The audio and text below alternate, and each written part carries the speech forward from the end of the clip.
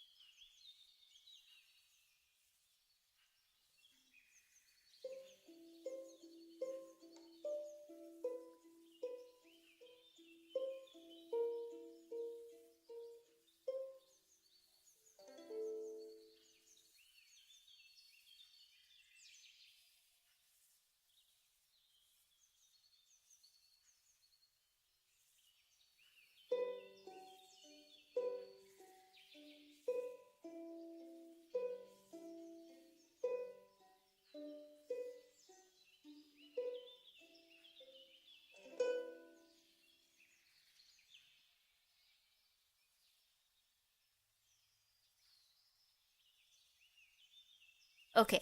Okay. The laundry is in the dryer. Who got banned while I was gone? I just see one message was deleted by a moderator. Panis banned. I don't know. I don't know who that was. Probably doesn't matter. It's probably fine. It's probably fine. Hold on. Where's my normal music? Not normal music. The non-plink plonky. There we go. There we go. Washing machine. It is washed. The lawn has been dried.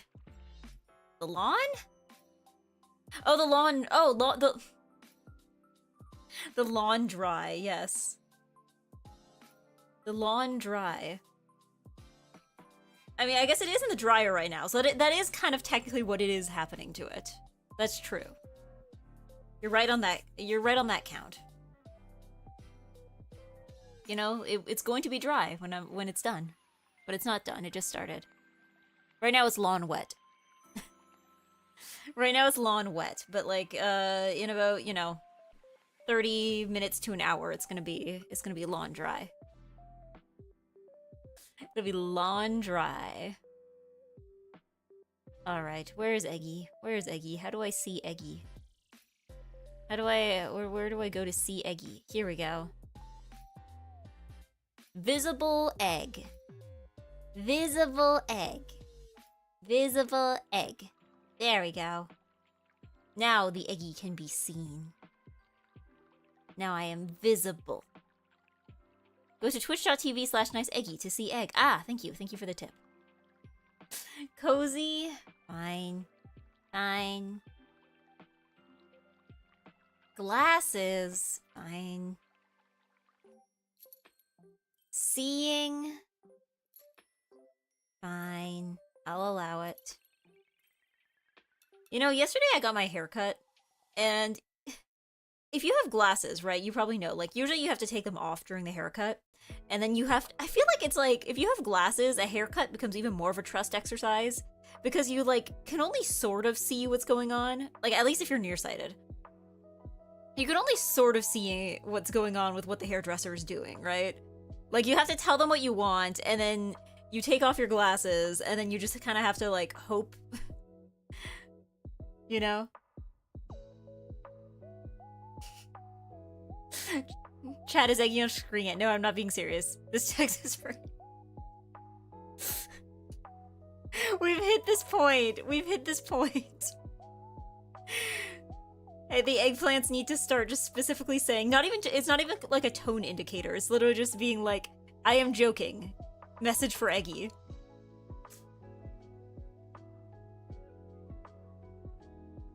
Just gonna start writing like serious and not serious in your chat message. Like, I can't hear Eggy, guys. Serious.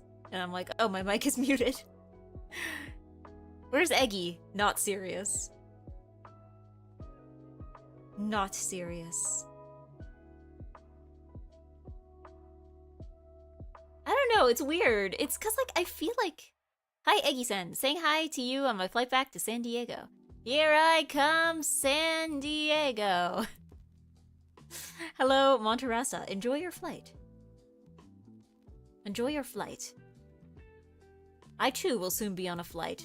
Not that soon. In like a week and a half, I think. Ah, it's like a week and a half. Oh no. Oh no. I miss Eggy. Serious? No. Don't miss Eggy. I mean, no, you can miss Eggy if you want. You can miss Eggy if you want. I don't know, it's weird because like I'm not that bad. Like if I go on like Twitter or something or like some other like text-based social media platform, I'd like to think I'm pretty good at spotting like when people are joking and when people aren't. But it's like somehow maybe it's streamer brain. I feel like when it comes to Twitch chats, I just for some reason have like way more difficulty with that. Like, usually I'm pretty good at figuring it out, even when it's only through text and I have, like, no other, like, clues, context clues. Streamer debuff? Yeah, I guess maybe streamer debuff. It is the streamer debuff.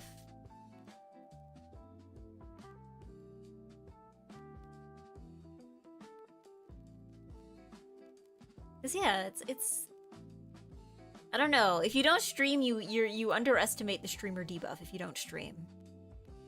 Like, imagine doing any task, except you have to keep consistently speaking while you do it.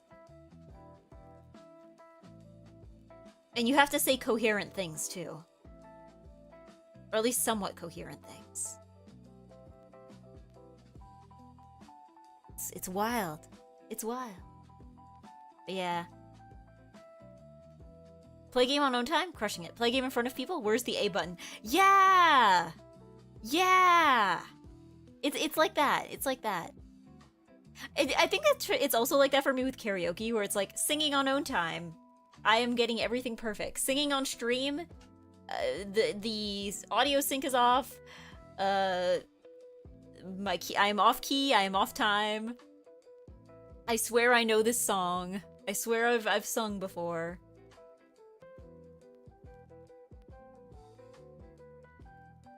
Singing a stream, flub words. Yeah, it's like I swear I know the lyrics to the song.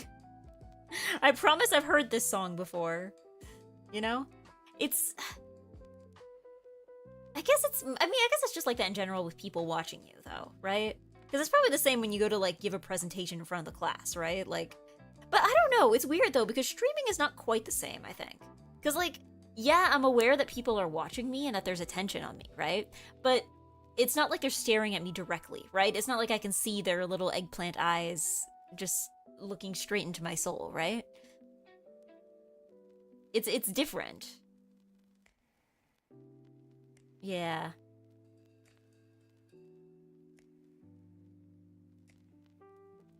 I've been pretending I have a boyfriend to get my mom off my back, and all the stories about him are half-remembered Eggy stories. His name is Luke. Marie de Luc. Why is he French? Why is he French? Why is he French? But yes, I should say good evening to people. Sorry, I'm like trying to clear off my cuticles because I think I'm also going to paint my nails tonight. Let's see. Good evening to Jake, who got here first. And good evening to Counter Teamer. And good evening to Uphill. And good evening to Panis. And good evening to Digitizer. And good evening to Hickory. And good evening to Punk Asian. And good evening to Nanora. And good evening to Boothberry. And good evening to... Not Baxter Crook, because I already said good evening. But good evening to Zully. And good evening to Patamon-san on YouTube, and Hickory on YouTube, and I already said good evening to Monterasta. That's fine. And good evening to Linkstorm. Hello. It's like test taking instantly for me to learn. He's Canadian. He's Canadian. There are Canadians who spell Luke with a K, like an Luke. It's only the French. It's only if it's French, if he's French, that he has the C. It's also funny because I feel like in French, it's really common for Luc to be like half of a name. Like, you know, because you have like a lot of like Jean-Luc. Like, I feel like it's more common for Luc to be like part of a compound name, you know? Like, I feel like so many common like French-Canadian names. It's all stuff with a hyphen in the middle. It's like Jean-Luc, Jean-François, Marie-Ève, Marianne.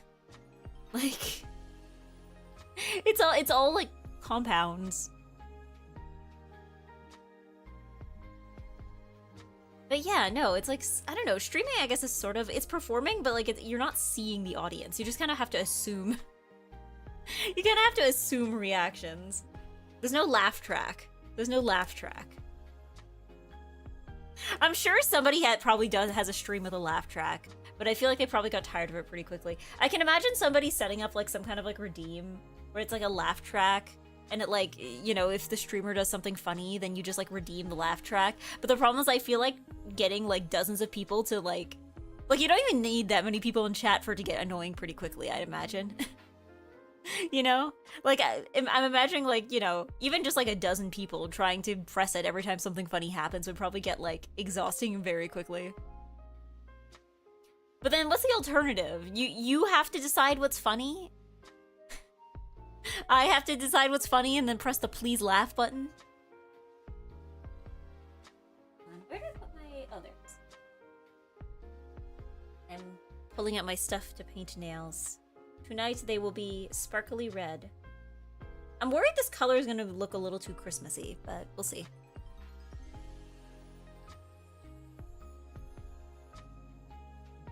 Eggy-chan, hi. Nani ga suki?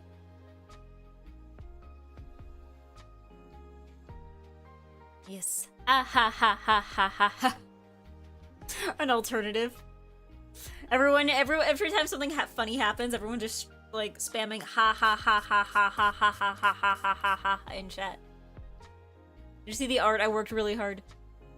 Where did you post it? Hold on. I'm checking. I haven't been super active on Discord in the past few days. I'm sorry. I've been like neglecting the eggplant server.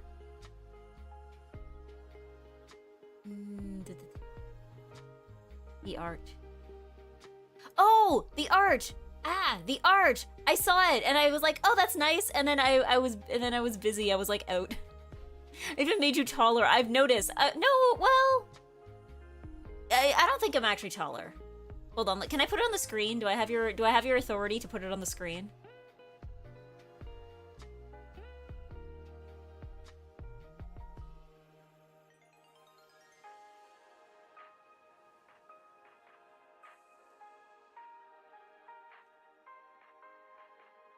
Hold on. Can I... Image. No, new. Okay. Browse. There's gotta be a faster way to do this. Pictures. Or maybe it'll be in like recent. Here we go. Oh no, it's big. Fit to screen. There we go. That's a reasonable size, Iggy. Yeah, see, I'm not that much taller. That's the thing. I'm not that much taller. I don't think I'm tall here, actually. I don't think I'm actually taller. I did age you out 10 years, which is not on purpose. I just got done and it was like, she looks 10 years older. Hey, do you like this art I made of you where you're both old and tall? Yeah, it's because, okay, here's the thing. I don't think I'd actually be that much taller. I think it's because you put heels. I'm in heels. I mean, I imagine maybe you use a taller person as a reference, but if I'm in heels and I have a high-waisted skirt, that it's optical illusions, you know? A lot of dressing is optical illusion. You know? It's optical illusion. It's like, yeah. That's why I don't like wearing low-rise pants or like low-waisted pants or skirts because like I'm short and it's gonna make my legs look shorter. But if I wear something high-waisted, then they'll look longer and I'll look a little taller, even though I am not actually substantially taller. Substantially, as if pants would make me taller at all. Stylish egg. But yeah, fashionable. But yeah, if I have heels though, then I can become taller. I can be taller. I understand what you mean why I look like 10 years older though. I think it's probably the hairstyle. Maybe it's a more mature hairstyle, you know? It's a more mature hairstyle. Like, I guess it's less, well, it's simpler, right? I mean, I guess it is technically what I have right now. Maybe it's the lack of hat. Is it the hat that's keeping me young? Is the hat keeping me young? If I take off the hat, am I gonna age 10 years?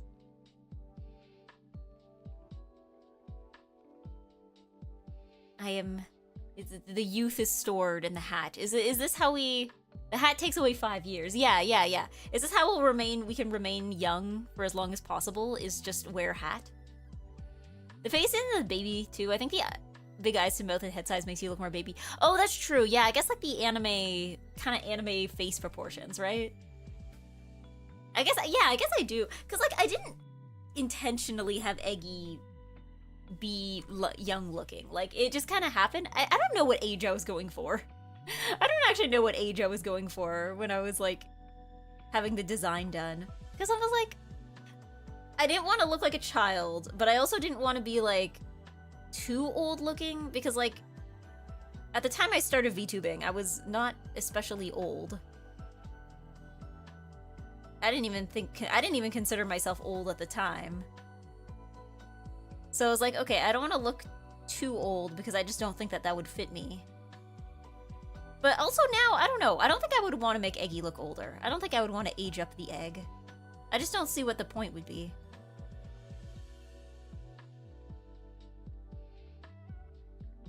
Yeah. It's kind of a little chibi. Is it? I don't know. I think my neck is too long. I think my neck is too long. I'm too skinny. I'm too skinny to be a chibi.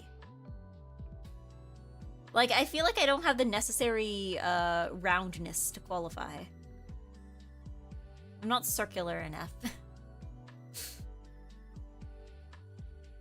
But yeah. I guess, but yeah, maybe it is the eye to face size. I guess I do have pretty big eyes, right? Like, usually that's what people do when they're trying to age up a character. That is true. Usually, like, they make the eyes smaller.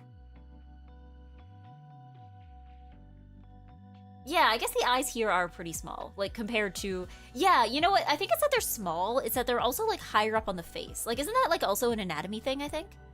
Like, where, like, if you want to make a character look younger, you put the eyes, like, lower on the face, and then if you want them to look a little older, then you, like, raise them up a bit. Maybe it's that, too. Maybe it's that, too. Because, yeah, my eyes are kind of in the middle of my face. But also my bangs are very big. So maybe it's that. Maybe it's that. But yes, thank you, Jake, for the art. Did you post it on Twitter? I'll have to go. I need to check my art tag. I haven't done that in a little while.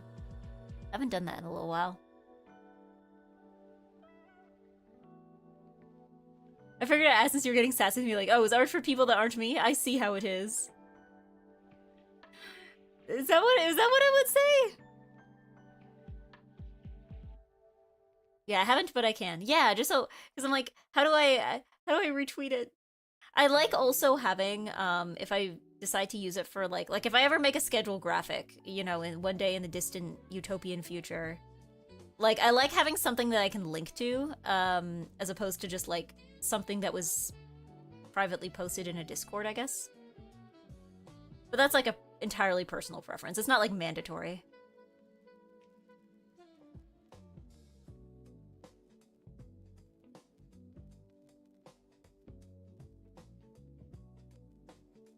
Hold on, I'm putting on base coat onto my nails.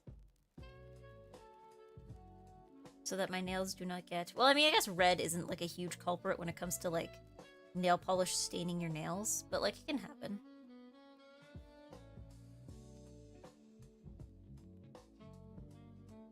Usually it's like blue and black and like dark purples that are usually the big culprits there, but... Or maybe like dark greens? Yeah. You're getting sassy with me because I had to point out you have more fan art from me than anyone else, but you're still demanding more. He's mining for art in the art mines. He's going into the mines with like his tablet and like a tiny chisel to mine more Eggy art in the Eggy art mines. She is never satisfied. I like business casual artwork Eggy looks. Really? I mean, business casual Eggy... I don't know. Does business casual Eggy exist in real life? I'm trying to think, because I feel like I'm pretty frilly at work, too. I try to be as frilly as possible. I try to be as frilly as possible. You guys like putting me in office wear. Maybe because I work in an office. I guess that's fair. Most of my art is business egg. You guys really like business egg. You guys really like business egg. Good evening, bagel post. Eggy must be frill at all times. Well, like, I don't know. You can be a little frilly and businessy, right? Like, you can have like a blouse that's like, you know, it's like it's a blouse for the office, but it's a little bit frilly. You can do that. That's a possibility. Oh goodness, this shade is way more Christmassy than I thought it was gonna be. I'm also remembering, when I was in spa school, when they would teach us to paint nails, they would always teach us with red. And the reason I was told is because red is more difficult than other colors, because red formulas tend to be a little bit runnier compared to other colors, for whatever reason. Like, something about the pigments in them. And also, too, like, if red gets, like... Because, like, I guess other colors, like if you have like a pastel pink, or like if you have like a sheer nude color, right? Like no one's gonna notice if something's a little bit off. But for whatever reason, I guess because red is such like a bold tone, but also still kind of close to skin tone, right? In the way that, like, you know, your skin can become red, but like it's not always red, right? But it is still sort of like a natural tone to find in skin. So I guess it just like looks worse if you do it badly.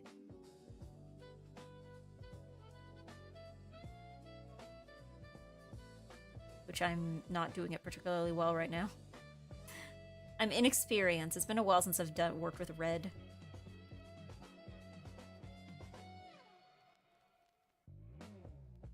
Yeah, Office Eggy casual coming from Frilly Eggy seems like I used to be a magical girl. Oh well, plot setup, smoking cigarettes and complaining about deadlines. No, I'm still frilly at work. I mean, I am I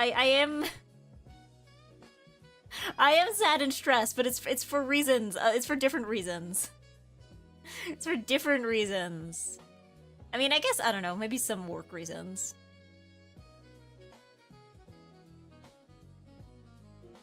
But I cannot give up on frilly. Unless they're like, we're gonna fire you if you keep being frilly. You're too frilly. Like, I feel like that would be the level of threat I would need to stop being frilly. I guess that girl in Shirabaku wears gothic Lolita to work every day. Not quite. But honestly, sometimes I wonder how far I could push it. Like, how frilly can I get before somebody says something, you know? Because, like, there are ways to be frilly that people don't, like, immediately think are unusual, right? Like, wearing a beret, especially, like, in the fall and winter, is not, like, that's frilly, that's eggy, but, like, it's not especially unusual, right? Like, nobody would be like, oh, a beret, that's a little much for the office, don't you think? Like, it's a hat, you know? It's a hat. It's a normal hat, right? But, I don't know. Sometimes I think I'm like, you know, like Lolita rectangle headdresses. I'm like, would that be too much for the office? Probably. Or, bonnets definitely be way too much for the office. Head bows, maybe it depends on the size. I think if it's a headband type one. Like, I think bow clips are fine. Ooh, yeah, well, I'm left hand painting on right hand. Sorry, I screwed up my nails. I guess, like, I feel like bow clips feel appropriate, and yet head bows don't. It's like putting the bow on a headband suddenly makes it less appropriate for the office to me. I don't know why. But also head bows, I guess, tend to be, like, the headband ones tend to be bigger compared to the clips, just because they can be.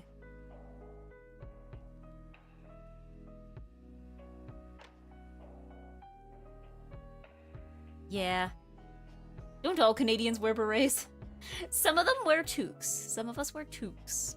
I'm not a toque wearer, but some people are.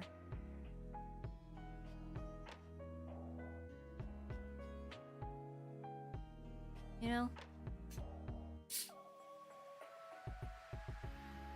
How Lolita can one egg be in a corporate office?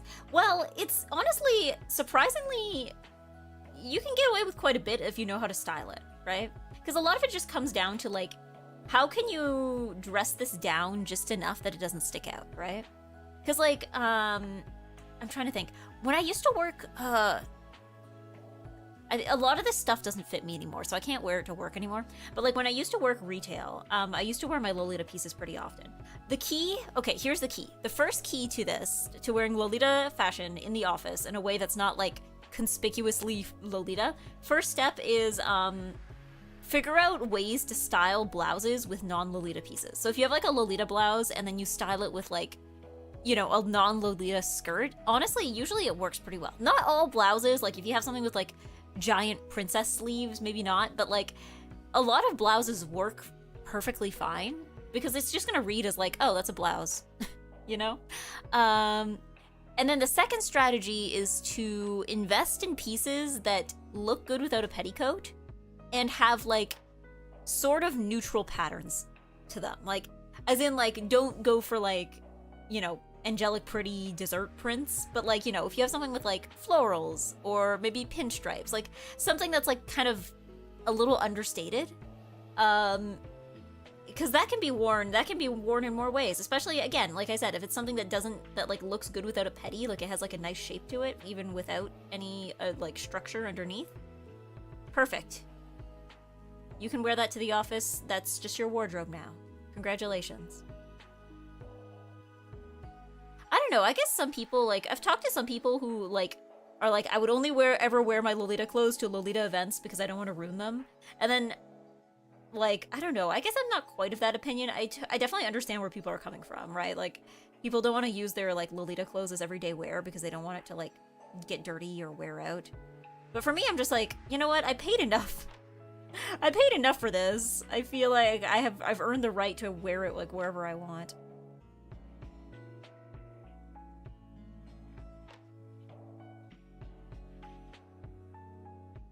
Yeah. The dress code doesn't require petticoats? Scandalous. Unfortunately, our office chairs aren't big enough for that. They can't accommodate for, like, the giant poof.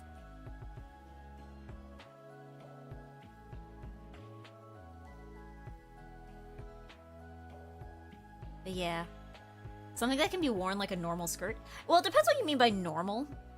I guess when it comes to dresses, I think layering is also a really good way to kind of like dress something down. Which is weird because you think that like adding more stuff would dress it up, but no, I find that like if you like let's say you have a dress that has like a very like over the top, very intricate top half, but a very like a plainer bottom half, right?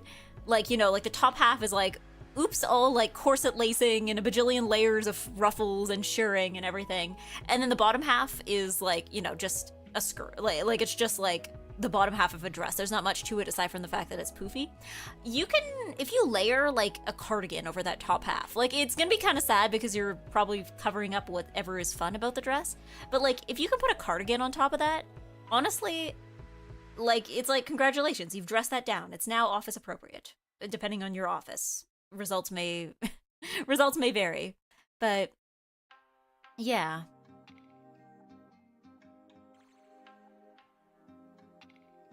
If you don't find it cleaning it annoying, I say wear what you want. Yeah, I mean, as long as it, like, some pieces are easier to clean than others. So like if you have a piece that can be cleaned easily, then like by all means wear it as much as you can, because like this thing was expensive enough. You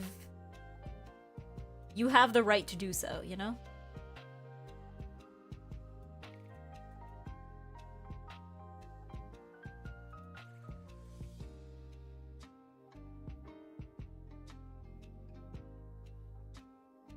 But yeah, something that's never crossed my mind for work is always polo, dress pants, and shoes, and not a lot of lateral movement in that. I think the other thing, though, is I think a lot of my advice for this was, like, stuff that was, like... there were elements of my style that I developed pre-2020.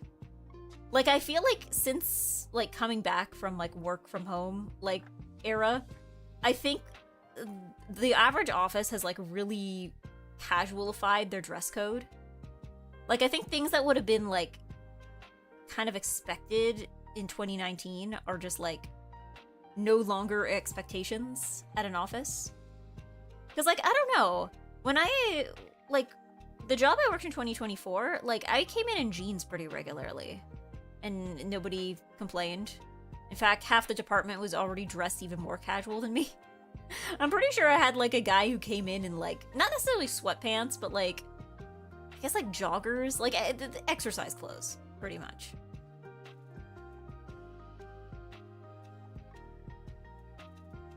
Jeans on Eggy? Yeah, I actually don't have a pair right now because, I gained weight. I bought a pair in, like, 2024, and then I gained, like, 10 pounds, and then, the jeans got too tight, and then they started tearing in places that are difficult to fix. So, I once owned a pair of jeans. I technically still own that pair of jeans, I just can't do anything with it.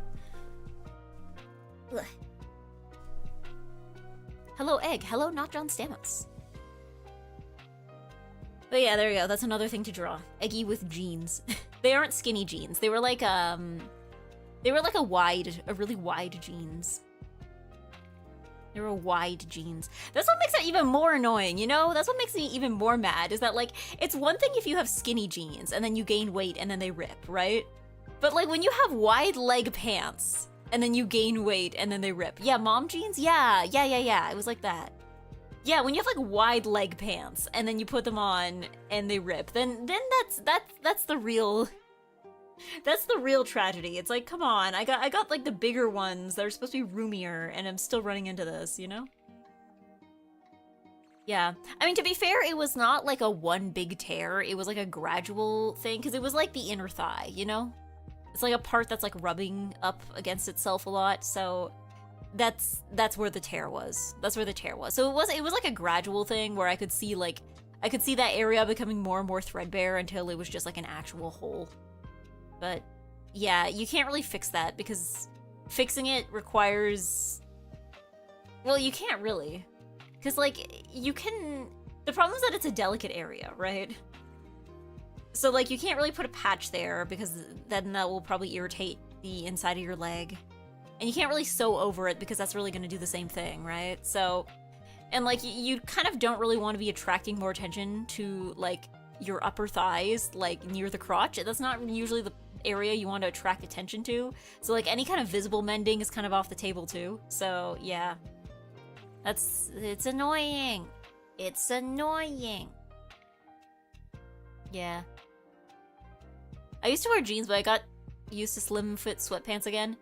So much easier to clean since they're not bulky when water soaked. Yeah, I mean, I have a few pair of sweatpants. I mostly save my sweatpants for the gym, though. Patches everywhere, less conspicuous. If the entire pant, if all the jean is covered, it's all covered, then, like, no one will notice. Genius. Genius.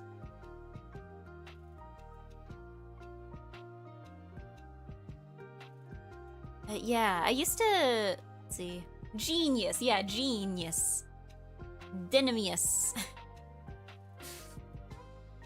But... Yeah, I don't know. I just realized I have pants to wear to the office. It's been too hot to wear them, though. Been too hot. Hold on, I'm just gonna apply my top coat, then we can start jogging. I don't imagine that, because, like, my cuticles are really bad today, so I don't imagine that this polish is gonna last very long. But I don't know, I've been pleasantly surprised by myself in the past few weeks. Like, you guys remember, like, I think I was talking about it on stream, like, the, that pink one that I did a few weeks ago? That one stayed on for, like... I mean, it was hard to tell because it was such a sheer color. But that one stayed on for, like, a solid, like, 4 days. And the same thing happened last week with, like, I did, like, a blue with, like, a blue glitter on top. Maybe it's the glitter that's, like, the secret ingredient here? But, like, I did, like, a dark blue with a blue glitter on top. And it didn't chip, like, the entire week. I think it only started chipping after I went to Aquafit. Like, this thing only got killed by pool water. It took an entire pool of water to kill this, which I think is impressive.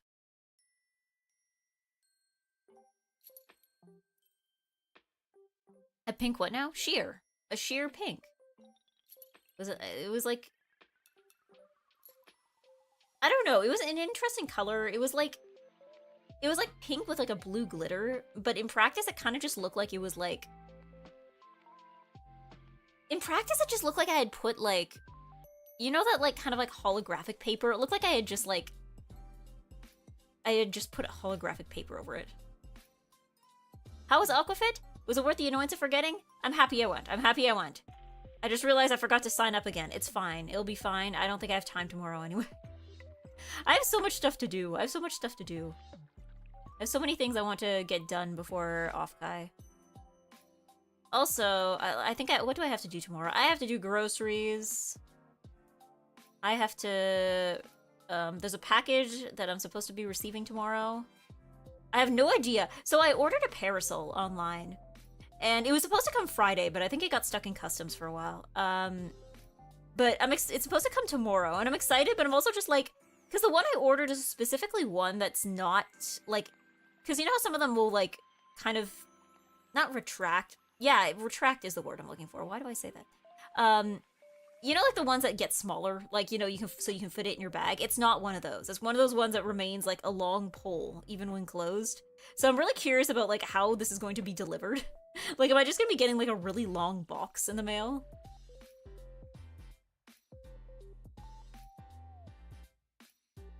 Yeah. Also, I also did have a thought because you said Eggy sister did like higher education in music. You do music, you come from a music family? At least, well, sort of. My dad actually plays guitar. He was actually technically a professional musician, in the days of his youth. Nothing like big, but like, you know, he would do like he would play at like weddings and stuff, or like, you know, I guess fill in for people in their bands and stuff. He played guitar. He played guitar. I think he actually went to college for it. But yeah, he still plays guitar. He tried to teach me guitar when I was a kid. And like, I don't know. I ended up on ukulele because I felt like my hands weren't big enough, which I know is cope and everybody says that, but like, I don't know, it felt true. It felt true. Touch this without ruining my nails. Okay. Please, I just need to wipe off the top coat brush so it doesn't have like red all over it. Please, please. Ooh. Now hopefully that won't get lint everywhere. You weren't kidding when you said you're the black sheep of the Eggy clan. Everyone cool but Eggy. Wow! Wow! But no, I think my dad is... He's not the only music person out of his side of the family, though. Because I think I had an uncle who played drums. But, yeah, I think, like, my dad's side of the family is not hugely musical. It's just him. And, like, my mom's side does not do anything music-related at all. So, it really is just, like, my sister and my dad. It's not that much of, like, oh, my whole family is like an orchestra in themselves. No.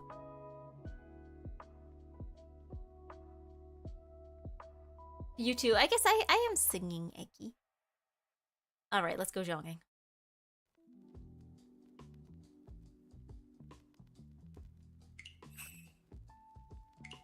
Alright. East only. 63066. Not 67420. It's not happening. It's never happening.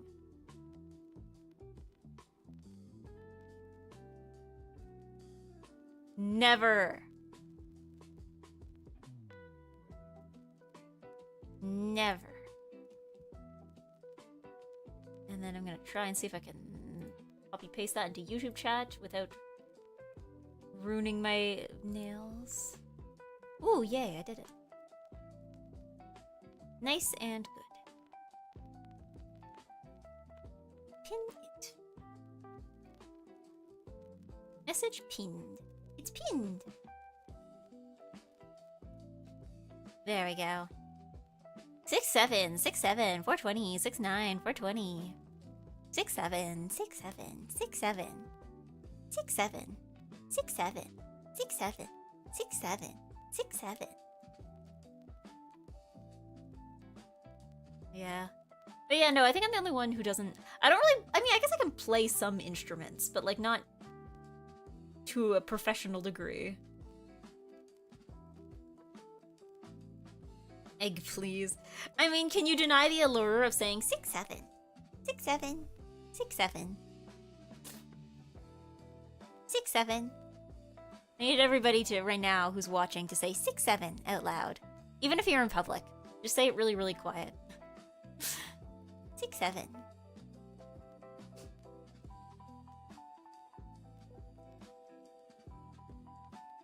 Yeah, it's like, I don't know. I guess I am the one weeb out of my family now that I think of it, though. Like, out of both my mom and my dad's side. I mean, I guess when I was a kid, or I had one cousin who really liked Sailor Moon as a kid, but I don't think she, like, stuck with it forever. Like, it was just kind of like, oh, I like Sailor Moon. It wasn't like, oh, I'm into anime as a whole, right? Because, like, I don't know. My sister watches some anime, but she's not a weeb. She doesn't really have any interest in, like, going into Japan or, like, studying Japanese or anything else aside from, like, a couple shows, right? And like my parents certainly don't, and none of my cousins do either. Yeah, I'm the only weeb. I'm the only weeb. I'm the only weeb.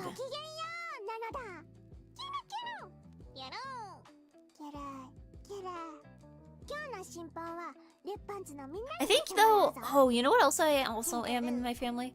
I'm the only gamer. I'm the only gamer. You know, I had to like, you know, be responsible as the only gamer. I remember a while back, I think my aunt was trying to get rid of one of my grandma and grandpa's like old CRT TVs, and she was just gonna like put it out on the curb and for the garbage because she's like, no one's gonna want this. It's old, and I'm like, no, no, no, no, no, no. You can like put this on Facebook Marketplace. Like either sell it or just like give it away or like have people like name a price for it. Like people will take it. People will take it. I promise. Like there are people who do retro gaming who are always looking for CRTs to use with their like old consoles. And then she did that, and then she was like, "Oh my god, I had so many people asking for it." And I'm like, "Yeah." Cuz it was like a CRT in reasonably good condition. So I have to be responsible as like the only gamer of the family so that people aren't just like throwing their old stuff at Goodwill. You know? Which, I mean, I guess it would be cool to, like, find, like, a functioning SNES in Goodwill, but, like, you know. I wouldn't even say I'm, like, a retro gamer. I'm just somebody who's, like, aware that other people are retro gamers and can, like, understand, like, oh, yeah, there are people who look for this specific kind of thing, like, just so you're aware. How did you happen? I don't know. I don't know. There's so many things where I wonder how did I happen. I ask myself that question quite a bit, actually. Because, like, there are so many things where, like, despite me and my sister being raised, like, in the same house at, you know, around the same time, like, our age gap is not that big, right? So, it's one of those things, there's so many things where I'm like, okay, how do we come out of the same parents at around the same time? And, like, it's so weird, because, like, as a kid, too, I feel like we were kind of, like, we weren't necessarily treated as interchangeable, but I think because we were, like, two girls who were, like, sort of close in age, and I guess we had similar interests at the time. So, like, a lot of the times people, like, when my parents would have friends who would, like, give us Christmas gifts and stuff, they would be like, okay, to Eggy and Eggy sister, right? Like, this would be addressed to both of us, and it would be, like, some My Little Ponies or something, right? And it would be, but, like, it was, again, we were kind of treated as a unit, I guess.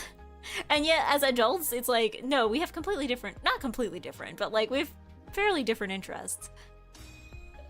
Good evening. Hello, Taishi. Good evening.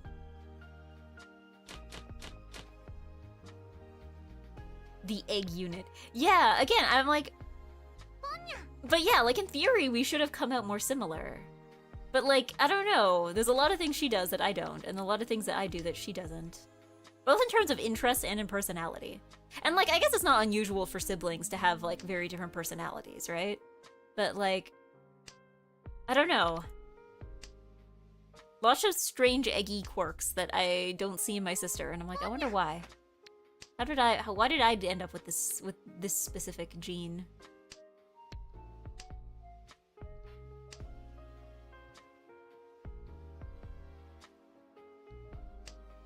Yeah, my grandparents moved across the country and they had like pristine Sega Genesis, SNES, N64, and they sold all of it in a catalog of games at a garage sale for like $5. And I was like, you did what? I mean, at the very least, you can know that somebody somewhere got a really, really, really, really, really good deal. But... you know, at least sell it for like $20, you know? At least do like $20, $25 maybe.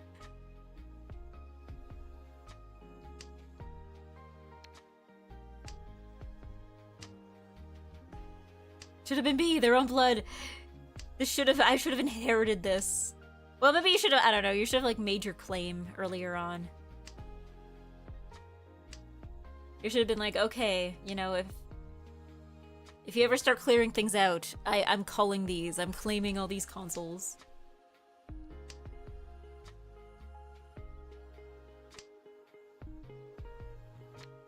I don't know. I remember when I was a kid, because my grandparents had like an NES that was just like lying around. And I remember when I was a kid, I had one cousin who like specifically said he's like he wanted to be the one to have the Nintendo when, you know, you know, when they start clearing things out eventually. I don't even know if he took it. I have no idea where that system is now, because I don't think I got it. Or maybe I didn't hit, did I? I don't know. Is it my parents' garage? No. Who took it? Did I take it? Did he take it?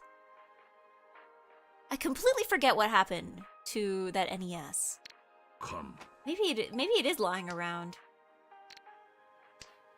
Eggy plotline that got completely interrupted when I moved, I guess.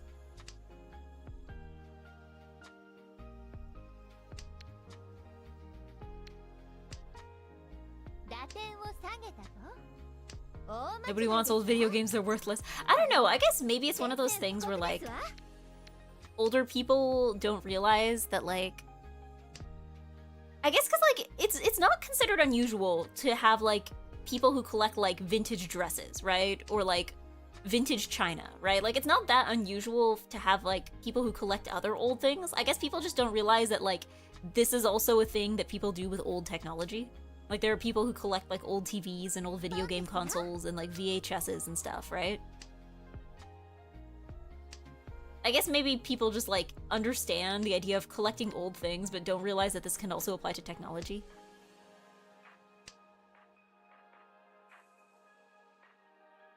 Yeah.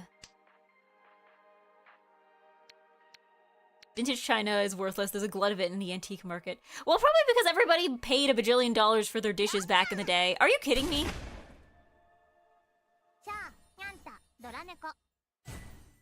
Everybody paid like $1 bajillion for it back in the day, and then they were probably like, oh, I bet this is gonna be super valuable in the future, and then like everybody did that, and then suddenly it's not.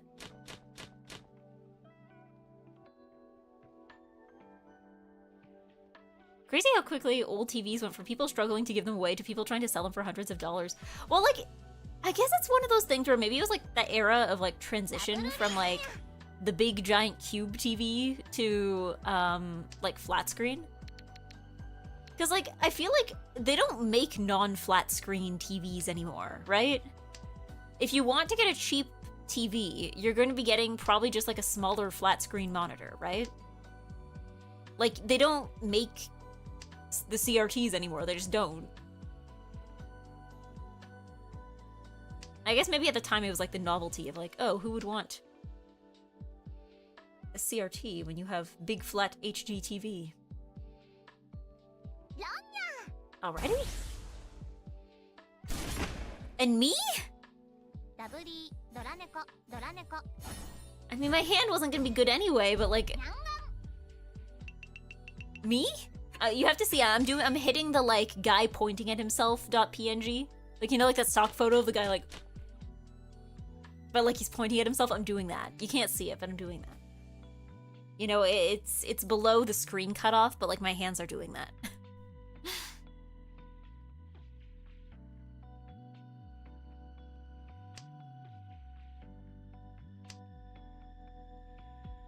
Yeah, I'm trying to think, because I'm like... Has anything else happened like similar to that with TVs? Because like the idea of like, okay, new thing comes out, everyone just gets rid of the old thing, and then later the old thing becomes valuable because suddenly it's like, oh, actually this is vintage now. Because I'm like, I guess that sort of happens with clothes. Because like I feel like with clothes, there's like an era. It's like I feel like you need like a good 20 or 30 years before something goes from being like outdated to being vintage, right? Because like if you showed me like, I don't know, a shirt from like, because like, okay, I have clothes that I bought when I was in like high school, right? Like it's like, you know, like a sweater I bought at like Forever 21 in like 2014. I don't consider that vintage. That's not vintage, that's just outdated, right? But on the other hand, I keep seeing people tagging stuff like Y2K vintage and stuff from like early 2000s, and I'm like, yeah, I guess that is sort of vintage now. Because it is almost 30 years old. If you have like a t-shirt that was made in like 2000 or 2001, that's like, you know, it's getting to 30, which I think is, you know, more than qualifies it as vintage, right? But then again, I talked to my mom and she, like, her definition of vintage is like stuff from like the 50s. So I'm like, I don't know, maybe vintage is just like, the definition of vintage is like thing from before I was born. If I existed while it existed, then it's not vintage. Yeah. Vinyl records? Oh, true! That's true! That's true. Run. Well, it's not my problem this time, at least. I'm still in 4th place, but it's not my problem.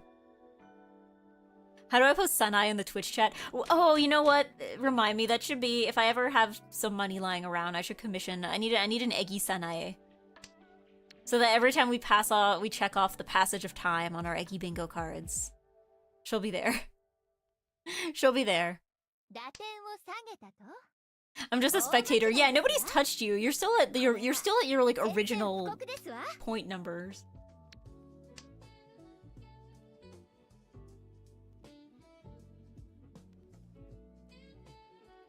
Yeah, VHS players might be valuable for those that still have VHS tapes, especially family ones. Oh, true. Yeah, like home videos. Although I know there are ways to like get them transferred, right?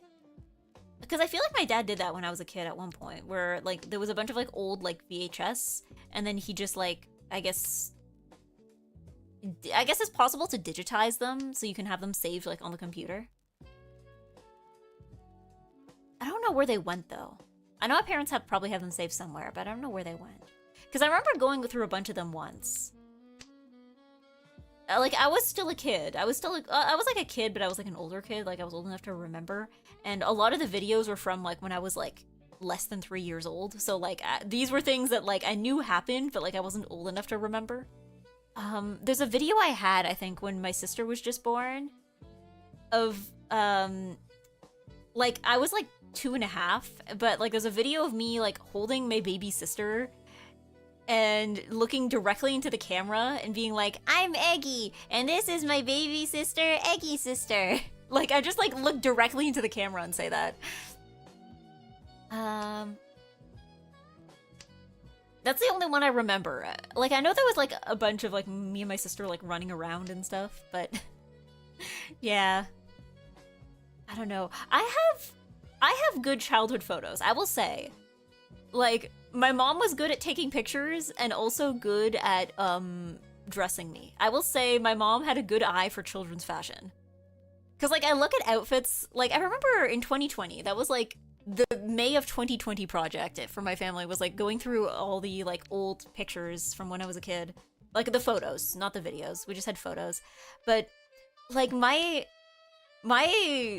I was looking at the outfits in some of my photos from, like, kindergarten, grade 1, and I'm like, I would still wear a lot of these today. There are, like, 20-year-olds on Instagram who dress like this on purpose. And I imagine some of it is probably just, like, trend cycles. Like, I guess stuff that would have been in style at the time is kind of back, but, like, you know... Come. Okay, you know what? I'll shoot myself in the foot multiple times, just as many times as I can. Okay. But yeah, no, but yeah, like, there's a bunch of outfits. I don't know. I can't show them to you. I can't show them to you. Maybe I should, like, redraw them or something? I don't know. I don't know how to show you how good my outfits were as a kid. I shouldn't take credit for that. How good the outfits my mom put me in were as a kid. Hi chat, I'm Eggy and this Eggy sister and we'll be collabing in this family video. Born to be a streamer. I don't know. I don't know if it's quite like, you know, the kids that like grow up on YouTube, watching YouTube, and they will say like and subscribe. And they don't actually know what that means. They just get used to hearing it.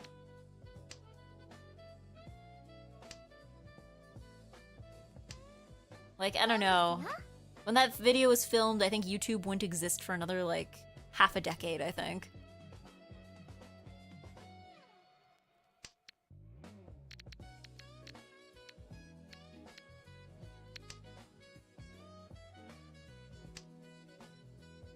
But... yeah. I guess that's one thing I remember thinking about with my, like, seeing videos of myself as a little kid, though, is that, like... I spoke very clearly at a very young age. Like, it's not like I was saying smarter things than the other kids, but, like, when I remember, like, listening to myself and being like, wow, yeah, like, I spoke very clearly. Like, I was very articulate as a child, I guess.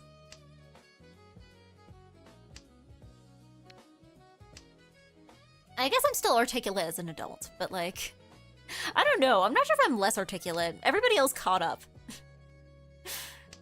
I was an abnormal amount of articulate as a kid, and I'm a normal amount of articulate as an adult, I think.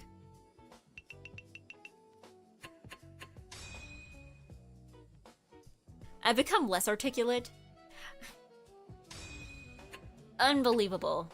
And you know what? I bet when I was 2.5 years old, I was probably better at Mahjong than I am now. Alright, good job, Mechlam. Thank you for playing Nanora and Taishi. I'm glad everybody else got to win. Yeah, I'm glad everyone else got to win, I guess. Alright, good game. Good game. Eggy peaked early. I don't know. Maybe. I've become less articulate? I don't think I've become less... Well, I don't think we've all become less articulate. I think it's just that, like, the standards are higher now. Because now it's like, you can't just speak clearly. You have to actually say something smart. And, like, that's the hard part, right?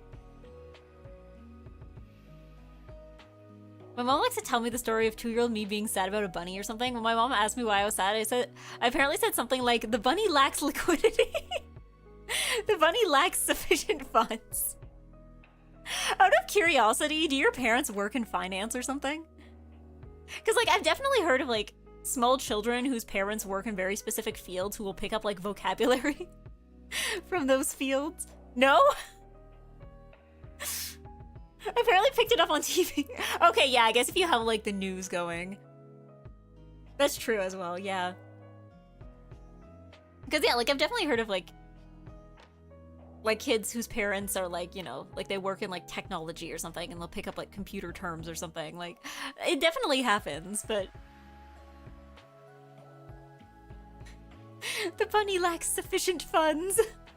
Not even, like, the bunny doesn't have money. He lacks sufficient funds.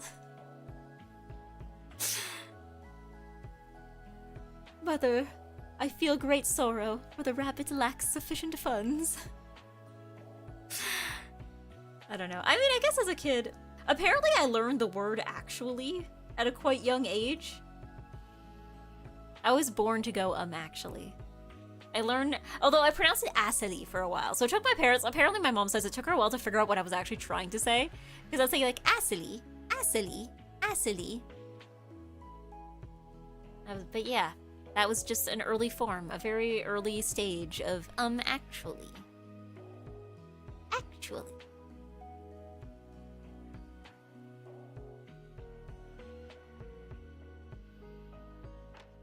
Acily. My first word was bus. I think I've probably mentioned this on stream before.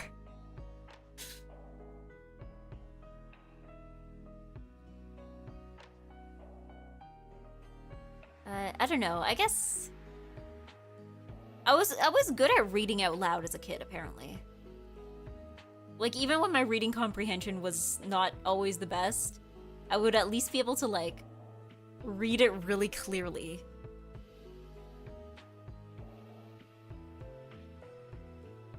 I probably would have been good at theater if I was involved in theater as a kid. Like, if you can read out loud and speak clearly, you're ahead of all the other kids.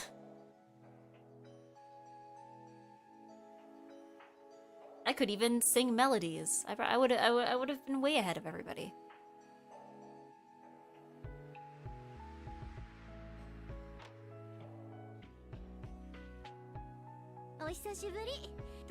Welcome, Balls. Welcome, Balls.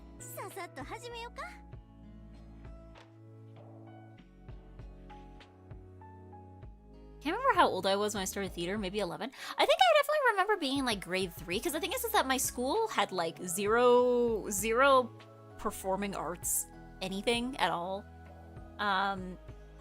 So I didn't really get to do much of that through school. I definitely remember taking, like, some kind of, like, drama theater program when I was like 8, but it wasn't like a huge thing. Like it was just like a little like little class. And like I went to like my mom would send me to like drama camp in the summer. So I guess I had that too. But like I wasn't involved in like anything more major than that until high school at least.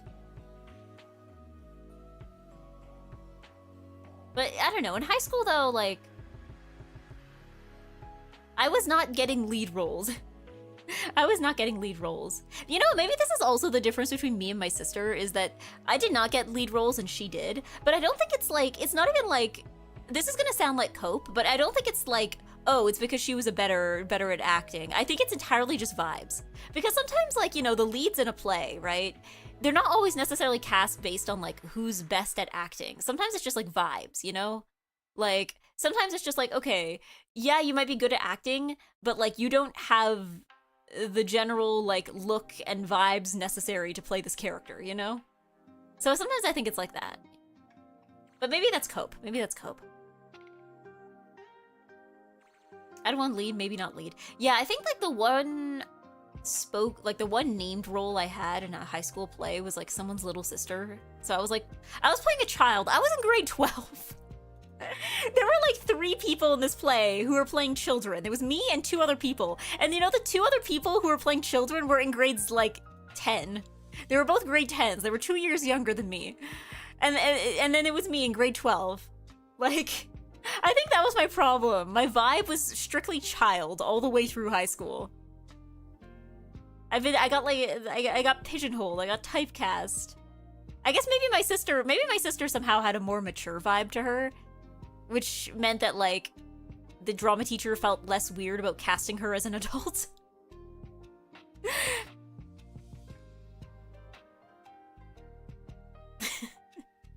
A 30-something man played a 9-year-old child in Hamilton, you're good. I mean, okay. I mean, I guess with theater, the thing with theater, right, is that like you don't have to be as convincing about it, right? Like, you know, you have like plays where every character is a teenager and none of them are played by teenagers because like if you can just like act like a teenager, nobody in the backseat can see your wrinkles, right? I was Augustus Gloop in Charlie and the Chocolate Factory. We had 2 casts that did intermittent shows. I remember I came to the last show and the other August had a pillow for his stomach and I didn't. I was so sad.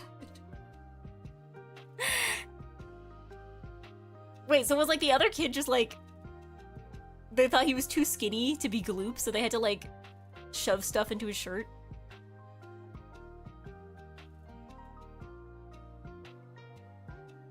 Yeah, but I wasn't. Unfortunate. Unfortunate.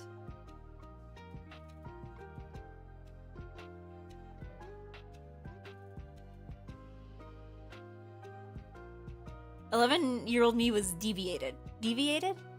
Ah, so you went in a different direction, I see. Deviated. You took a different path. He took a different path after that. He was deviated.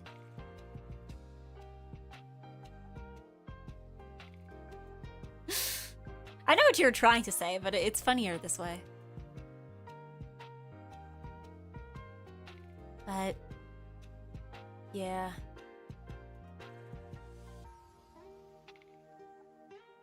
I was child. I don't know. Did I ever tell you guys about, I think I've told friends about this. One year my school did a production of Oliver, like the musical about like the little orphan boy. And I remember when they would rehearse the scenes with all the orphans, I remember there was one day where they just went over the intercom and asked, they're like, could all orphans please come to the cafeteria for rehearsal? Because like there were some numbers in Oliver that were like, it was like, you know, the setting was the orphanage, so it was just the orphans, so you didn't need like the whole cast in there, right? Because a lot of them like were not in that scene. So yeah, they're like, can we get all orphans to come to the cafeteria? We need to rehearse Food Glorious Food.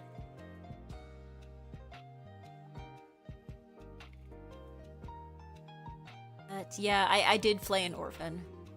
I was one of the taller orphans. Most of the other orphans were like grade 9s, except for like me and a couple other people because they're like, okay, we need some people with like stronger, older sounding voices to like beef up the chorus a little. So, orphan. I had so many costume changes. I was like company for that one, I think. I had so many costume changes. Lead orphan. No, that was Oliver. He has a name.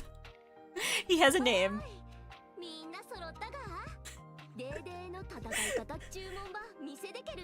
My favorite was when we did Prince and Pauper. It was, would all poor people come get mud on your face? All poor people. Could I get all the poor people to come to the gym? Thank you. All poor people, please report to the makeup department. Good evening. Hello, X-Rock. Ah, hold on. We got 4 people. Let's Zhang. Yeah. I don't know. I had like 4 costume changes for that one. I had so many costume changes. Because like, first number, I was an orphan. Then later I show up as, I think I'm just like a normal woman walking around. So I think I was able to use the same shirt, but I had to like put on a different skirt and then like layer some other stuff on top of it. Then I had to go mess up my hair because the next scene I was in after that was Papa, which takes place like in like bar, tavern, you know, drinking place. So I had to mess up my hair. I would tease my hair a whole bunch and like, you know, not dishevel, but like, you know, pull apart my clothes a little. It was largely the same outfit, I think, though. But then after that, I had to go make my hair neat again because my next costume was schoolgirl. So I had to make my hair neat again, put all my outfit back together, put on a different skirt again. And then go back out.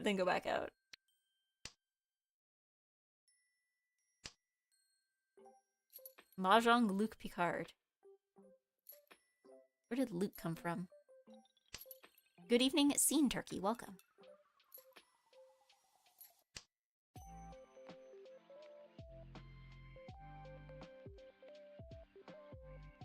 Yes. Good evening, X-Rock. Just got home. Time for probably the sweatiest game of Mahjong ever played. Ever.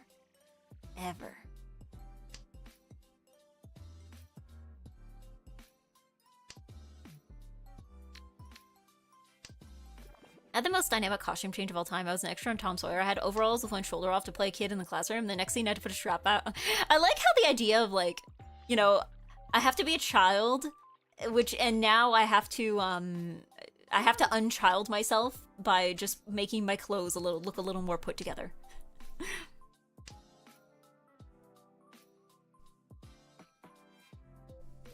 I mean, I guess it could be worse. You could be trying to jump from, like, normal person to, like, old man.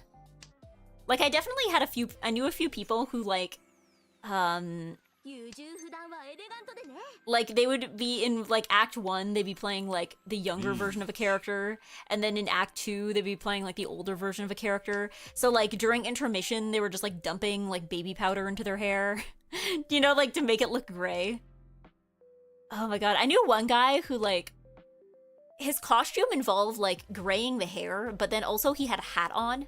So I think he would gray his hair while the hat was on, so that way he didn't have to do his whole head. But the problem is that when he would take off the hat, like, at the end of the show, it was just, like, there was just, like, this line. There was, like, a line of like, where the baby powder stopped and where the hat had started.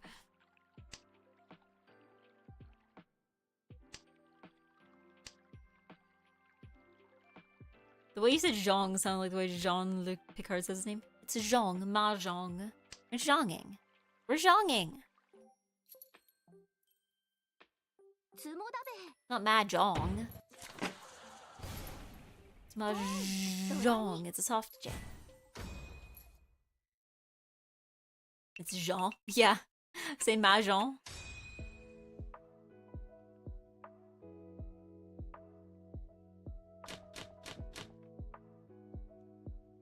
C'est Jean. C'est Mahjong.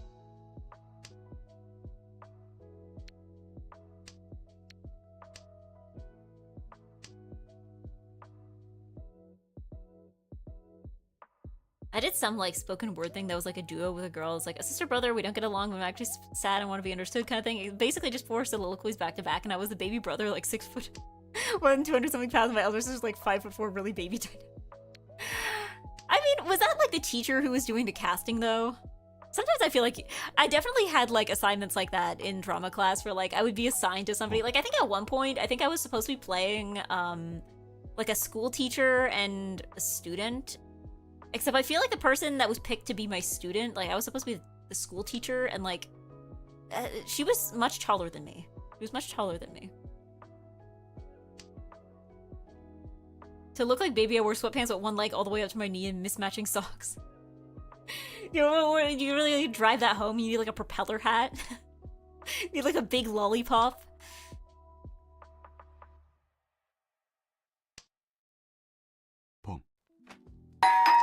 Hello, Dofume.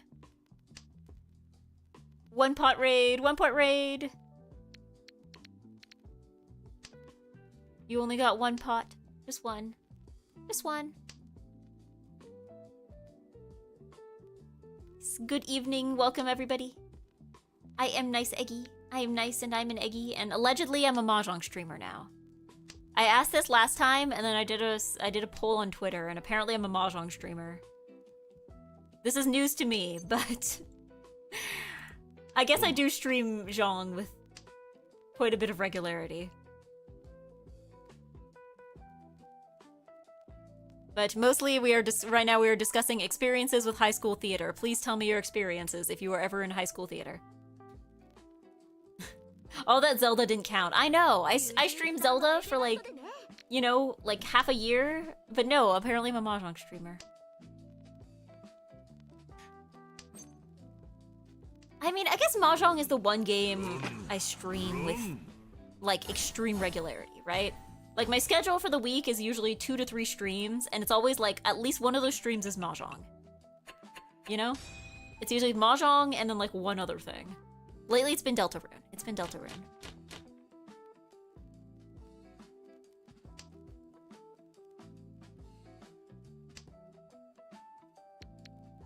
You're a Mahjong streamer. What am I gonna do? What are you gonna do when you show up later this week? And it's not Mahjong. What are you gonna do? What are you gonna do when you show up and it's Deltarune? You know? Mahjong is a constant. I guess that's true. Other things come and go, but Mahjong never changes.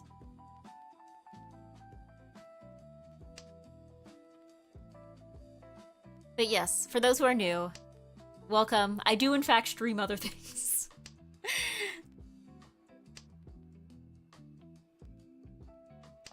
And I'm clearly an arbiter of what kind of streamer Eggy is. I've been diagnosed.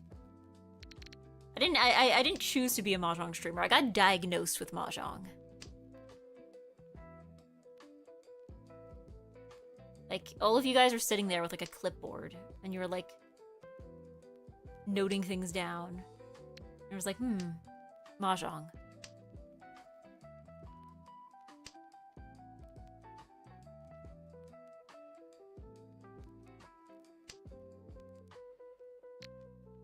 Although this week, oh yeah, good Eggy news, good Eggy news.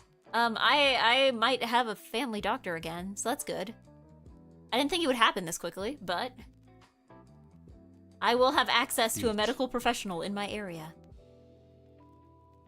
I think, so, I mean, a few weeks ago, basically, because a few years ago, I moved from Eggy City, well, previous Eggy City to current Eggy City, and so I think I was still technically a patient of my previous family doctor, but I hadn't been there for like 5 years.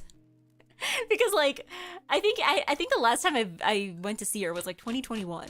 Because like 2021 I went to see her. 2022 I was like in Japan for the end of the year. 2023 again. And then like 2024 I moved. So like, I hadn't seen her for like 5 years. So anyway, I got a call from them recently, and they were like, hey, do you plan on coming back? And I'm like, I mean, I do. They were like, because they asked, like, you haven't been here for a while. Did you find like a different family doctor? And I was like, no, I have not found a different family doctor, but also I live in a completely different city. And they're like, oh, understandable. So yeah, I had to go look for another family doctor, but I might have found one. That was like disturbingly quick. So I'm like, I don't know. I'm like, what if the new doctor sucks? Maybe that's why. Maybe that's why they're accepting new patients. Or maybe they're just a new doctor. I'm wondering. I don't know. I guess I'll find out. There's not going to be a stream on Wednesday this week because I'm going to go find out. I think if I do Deltarune, it's probably going to be Thursday.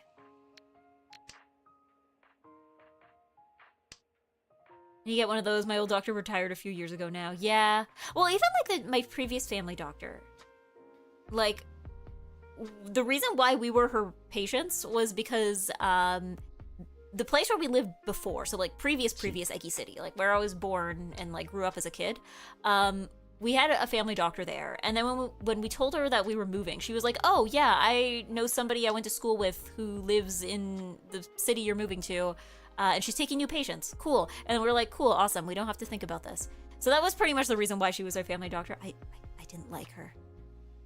I think I've complained about this on stream before. I didn't like her. That's the other reason I also didn't go to see. I didn't see a doctor for like 5 years. I didn't like her. I did not like the interactions I had with her.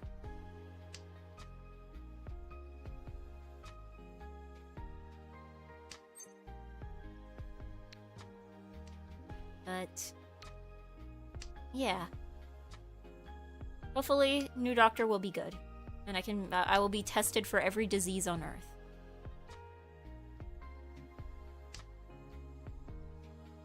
Just test me for everything. Give me a yes/no answer.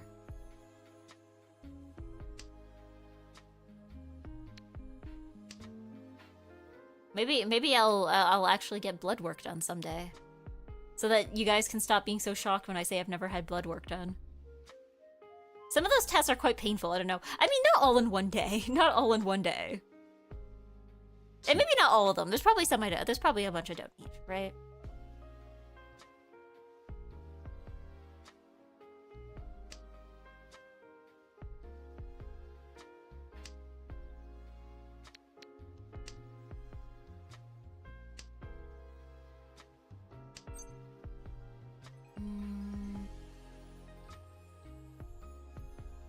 Boom.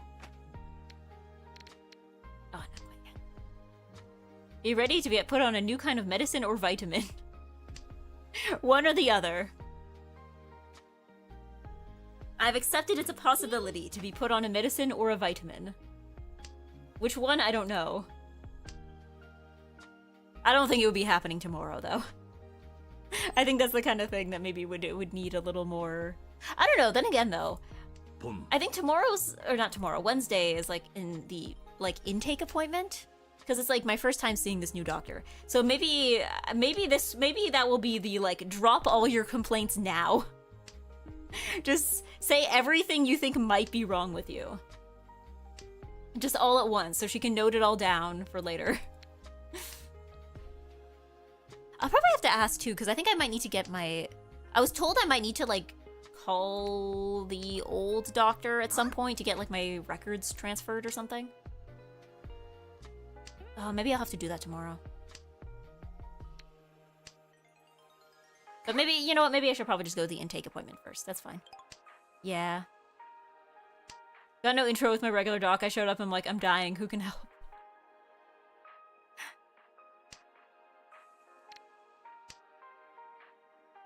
See, I don't know. I guess it's like one of those things where like... Somehow my previous doctor seemed to be perpetually short on time. Like, I found out recently that apparently medical appointments here are scheduled with the assumption that they're going to be 15 minutes long, which is insane, but also explains a lot. But it also means that, like, there were things that, like, I just never asked about, because every time the doctor's like, okay, any other concerns? Like, she said it in a way that seemed like while she was, like, getting out of her chair and trying to exit the room. So I'm like, okay, clearly you have places to be. Like... Clearly you have places to be, so evidently it can't be that important, right?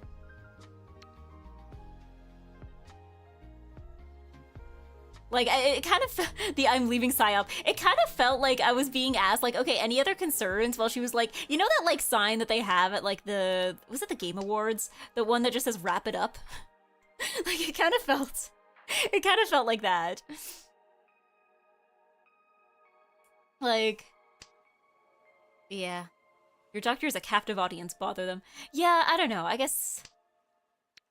Again, maybe it will be better this time, probably. Probably.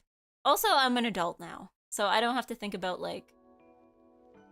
Well, I don't know, I guess I was an adult then, too. I was, like, or at least old enough, like, legally an adult, so that, like, it's not like my parents needed to be consulted for every decision, but...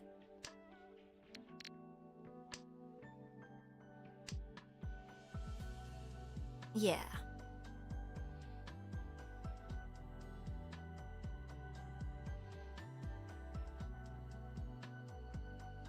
I guess I'm also old enough that, like, I am old enough that I do need to start thinking about certain tests that need to be done. I'm old enough to have concerns. Maybe that's it. I'm old enough to feel like I can have concerns.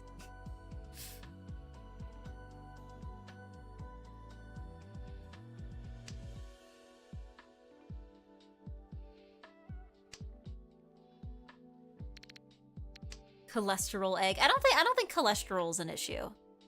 I'm trying to think of like what would run in my family. Maybe like skin cancer? Because I feel like my dad's side of the family has kind of a garbage record when it comes to skin. But also maybe they just weren't putting on sunscreen. So maybe I'm just different.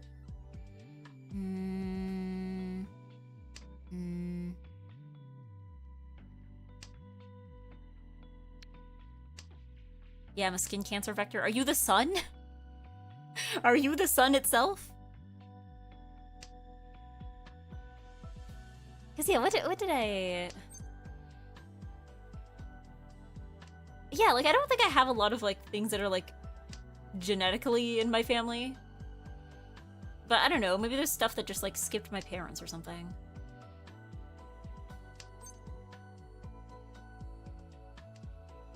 Chi. But yeah, that's easy enough. Does anything look bad? No, you're good. I mean, yeah, I guess... Well, I guess the other thing, too, is, like... I guess when you're younger, and also, like, I guess I don't spend a lot of time outside. Like, I feel like maybe if I had, like, a job that required me to be, like, working outside all the time, maybe it'd be different, but, like, I am a child with indoor hobbies who works an indoor job. So, like, I feel like maybe...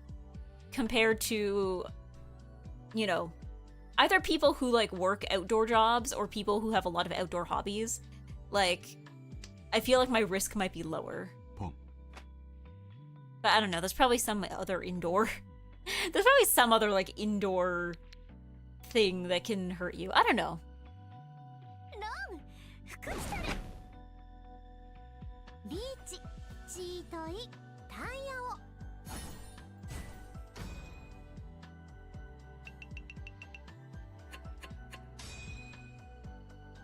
But yeah. I'm old enough that I need to start Googling, like, exercises to strengthen knees. I'm old. The other day I was going upstairs at work, and, like, it sounded like there was, like, bubble wrap inside my leg. Like, it didn't hurt or anything. It was weird. Like, it didn't hurt or anything. It was just making a lot of noise. I don't know if that's bad. It's probably bad. Or certainly not good. Get used to that. I don't know, it's weird, because, like, again, it's like, it's not like I feel weakness or, like, pain. It makes a lot of noise and scares me. I'm getting jump scared by my own knees. Waking up now, I'm like a pack of glow sticks cracking. Weirdly enough, waking up, I don't have that problem. I think it's mainly stairs. But maybe it also depends on what kind of shoes I'm wearing. I don't know. I feel like stairs is where I notice it the most. Or like bending down and standing up. I feel like maybe when I'm in bed, like because I'm horizontal and relaxed, I'm immune to it. The cracking with no pain is more of a warning sign than anything. A warning sign of what? Pain? Oh, I guess pain, probably. Like, I don't know. I guess the downside of being an indoor child with indoor activities is a lot of those indoor activities are sitting down. So I guess, like, I was not the most active child, and I am not the most active adult. But also, I think if I wanted to become an active adult, I think I would have to give up all other hobbies, so I don't know.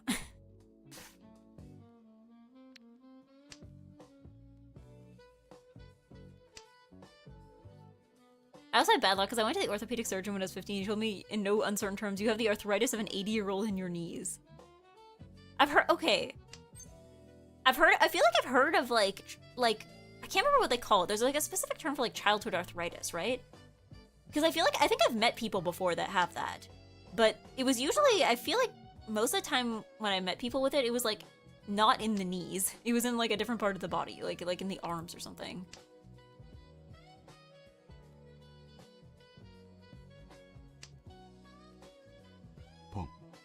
Like, what's it called? What's the opposite of geriatric? Pediatric? Pediatric.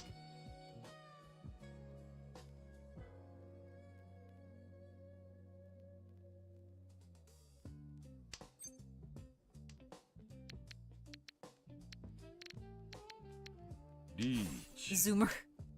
No! Off my head, I don't know, but wrestling did it to me. Ah, the opposite. Too much exercise. I don't know, I was reading books. I'm sorry, I was reading books.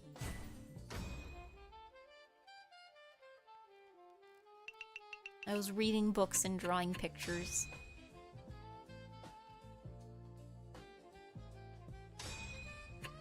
I was extremely out of shape. But at least I was smart. And I didn't break any bones. Alright, congratulations, X-Rock, GG.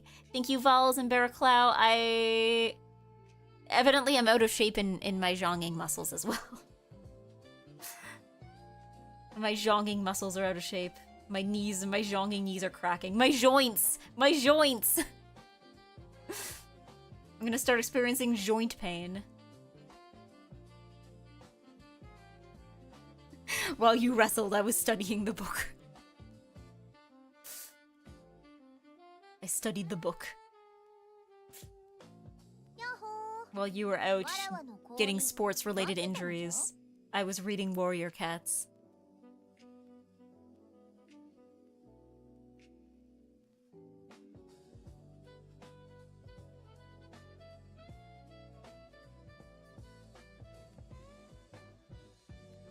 Yes, my ma joints. My ma joints, yeah.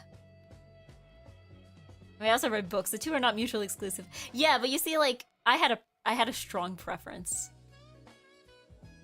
Like, I was the one kid, like, you know when the teacher's like, okay, we have some spare time. Do you guys want to do silent reading, or do you want to go play soccer outside? And all the other kids are like, soccer, soccer! And I'm like, no! Read book indoors. Sit down, read book indoors.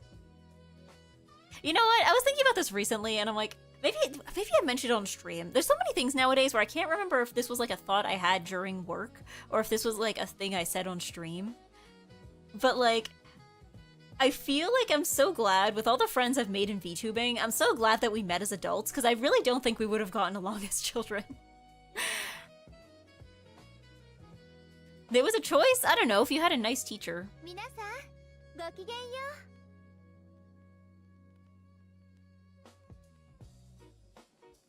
Life is not High School Musical, you aren't just a jock, or just a nerd, or just a theater kid. Well, I know I was anti-sports. I was anti-sports. If you gave me the choice between playing a sport and doing literally anything else, I would be picking the latter option.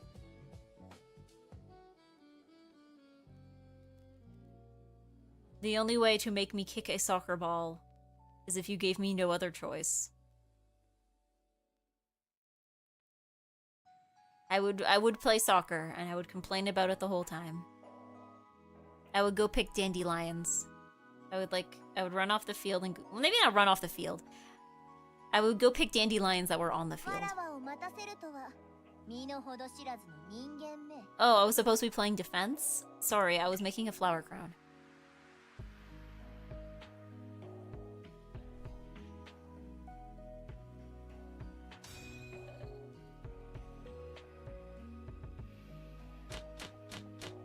But yeah, I think, I don't know. I wasn't quite, teacher, you forgot the homework. But I feel like I was definitely getting there in some situations. I was definitely getting there in some situations.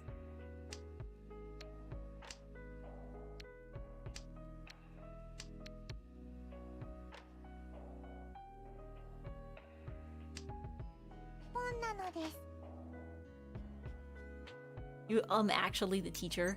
I don't know. I feel like I was pretty actually as a kid. Maybe not. Well, I don't know. I'm trying to think of like, was I more actually as a kid or as an adult? In my defense, everyone, what if the people around you were just wrong? Okay, I think it's fine to be actually if the people around you are just straight up wrong. You know?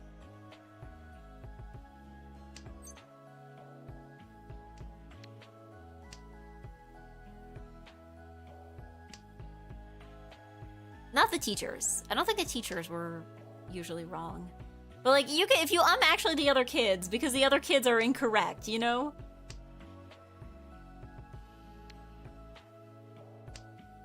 Like,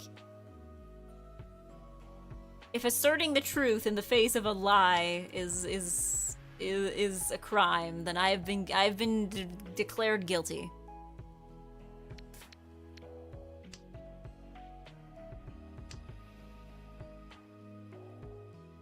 Am I more actually as a kid or as an adult? You as the actually emote? Well, I don't know. It's the self-awareness, right? It's the self-awareness. Because it's not just like the act of actuallying. It's also like the self-awareness that that's what you're doing. Not even having to know if it's a good or a bad thing, right? Because like that's the thing. I'm like, I assume as a kid I probably corrected people on stuff a lot. But I'm like, was I conscious of like how this made me come off? Probably not.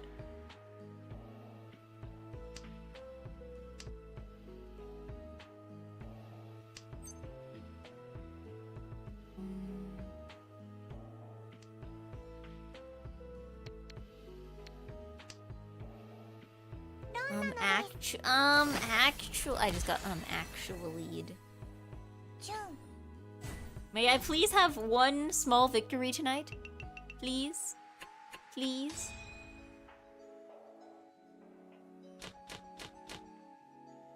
Correcting people while unconscious is a skill. No. You know what I mean? Where it's like the self-awareness of being like, you know, because like I might correct somebody, but then still in the back of my mind, I'm like, okay, I'm being very actually about this, you know?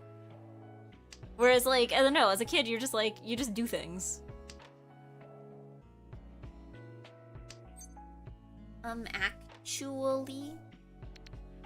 Acidy.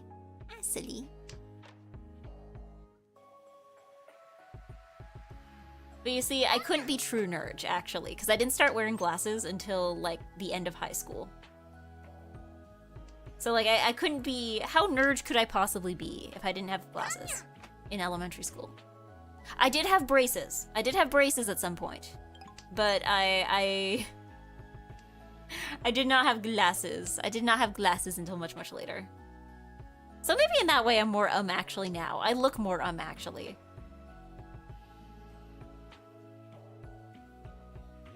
Apparently my mom once asked me about a printer problem while I was asleep on the couch. I suggested something in a work. She told me later, thanks for helping fix the printer, and I was so confused because I didn't remember anything, probably because I was mostly asleep. The sleeping Remy being possessed by, like, the spirit of a printer repairman. You know what? Well, no, it's too early for that. No, we're not doing that.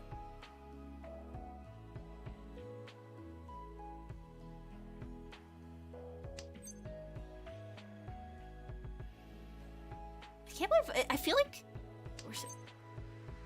Time is passing at a weird rate because I feel like... You know what? Okay, fine. I will change the strategy. So I work IT now. So you just have to find all the like hidden unconscious knowledge and make it conscious. And that's how you've managed to find your way into your current field. I see.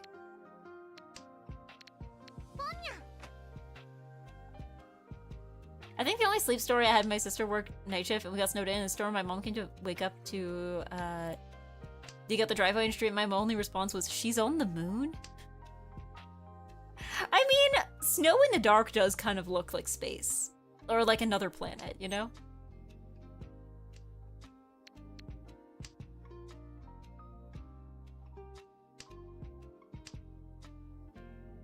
I don't know, I think... Apparently I did, like, talk in my sleep as a kid. And I did sleepwalk at some point. But I didn't say anything terribly interesting, I think. I know one thing apparently I used to do was, like, sleepwalk to the bathroom and fall asleep on, like, the bath mat in front of the shower. Like, I just lie down on that. Apparently I used to do that with some frequency when I was, I don't know, maybe, like, 7 years old-ish?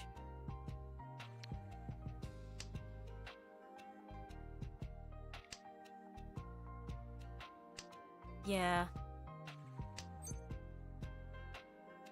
Boom. Fine, okay. I just slept through out shoveling in boots and pajama pants, which is an experience. I know one person who sleepwalked once, but never anyone consistently. Oh yeah, like, where it's like a consistent habit. Because yeah, I don't think I don't know. I guess because I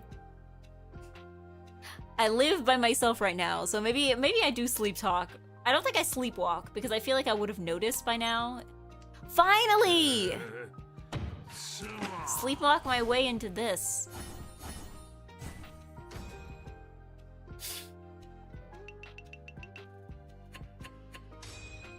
Oh, sleepwalk my way into first place.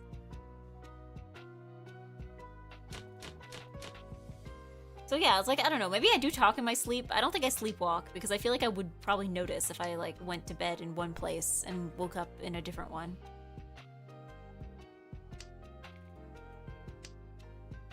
Is Grandma Egg still recovering well? Apparently so. I haven't, I need to visit her. I should visit her. I don't, oh no, am I gonna have time this week? I don't know if evening times are good. I don't know when she comes down. Apparently she's been going downstairs, because, like, once I can get her into her wheelchair, they're able, like, she's able to go to other parts of the building. So yeah, sometimes she apparently, like, goes downstairs for tea and such.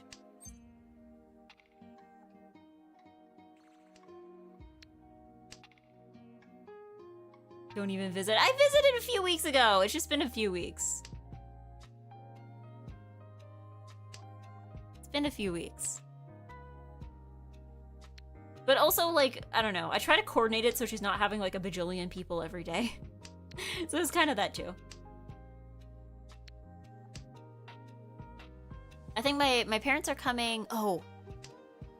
Oh, okay. Well, that's another list of chores to do, I guess. My parents are coming this week, I just remembered. There's another FaceTiming Grandma. Honestly, last time I met with my family, we discussed, like, I'm like, we should set up email, because my grandma has a tablet, which she mostly uses for, like, mostly for, like, reading ebooks. But it has internet. And it has, like, she can access the Wi-Fi there. So I was like, honestly, she should, like, we could probably set up email on it. So that she can, like, I don't know, she might not be able to, like, respond very easily, because I don't know how good she is with a touchscreen. But, like, she would at least be able to, like, receive messages. Zoom call. I don't know if she's big on video calls. I don't think she's ever been big on that. Neither was my grandpa. I seem to have one memory of, like, one time, I think I was at home with my mom and my dad was visiting my grandparents, and we tried to, like, FaceTime with my grandpa, but, like, he was holding, like, I don't remember if it was a phone or a tablet, but he was holding the camera up so close to his face that all we could see was his nose. Like, I don't think he was one for video calls either. Okay, well, not my problem. Not my problem.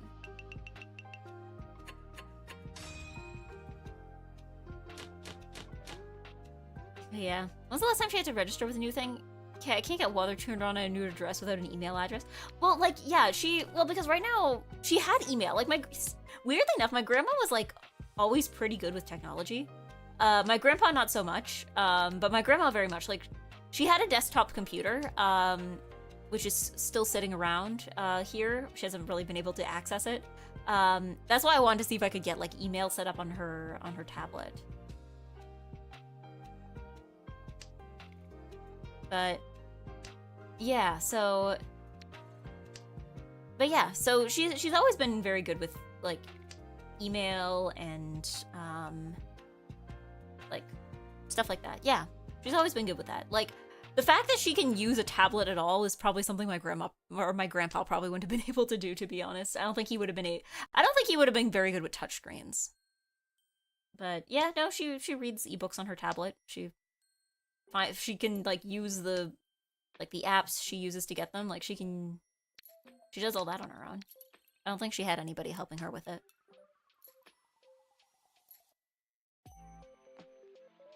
Yeah, I mentioned your grandma worked at telecommunications, right? So I'd assume she'd be okay. See, the funny thing is that my grandpa also did that.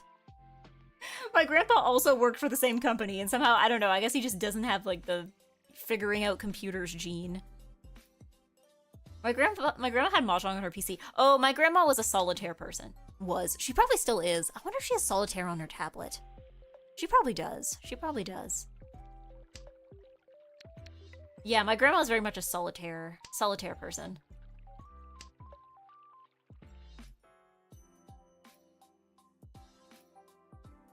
Yeah, she played solitaire too. I guess I have the solitaire genes. You know, last night I only got like 3 hours of sleep. Somehow I was fine today. But like, I think last night, cause like in the evening, I think at supper, I had an iced coffee with my meal. Cause like I went to get my hair cut and then I had dinner after, and like it was at like a place that served, it was a cafe. So I was like, okay, I guess, cause like the meal had like iced coffee available as like a combo. So I was like, okay, I'll get that. But I think I gambled. I gambled on caffeine and I lost because I wasn't able to sleep. So what I did instead was play solitaire. I just played solitaire. I played Zachtronic's Solitaire Collection until I was sleepy enough to sleep.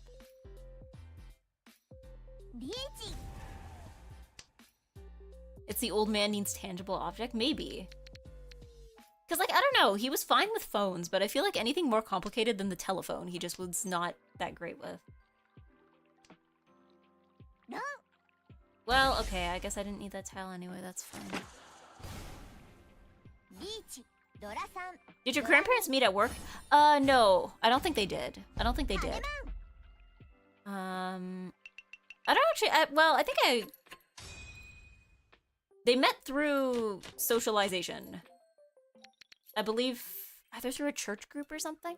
But also they were younger. I don't think they were... They ended up working in the same place. For the same company, but like different departments of the same company. But... No, my grandpa was the kind of person that had, like, many jobs over the course of his life. Like, I think at some point he worked, not necessarily for the military, but for, like, you know, like, military-adjacent government work. I know, yeah, he worked for a phone company for a while. He worked, I think at one point he was a teacher? Like, yeah, he had many jobs over the course of his life.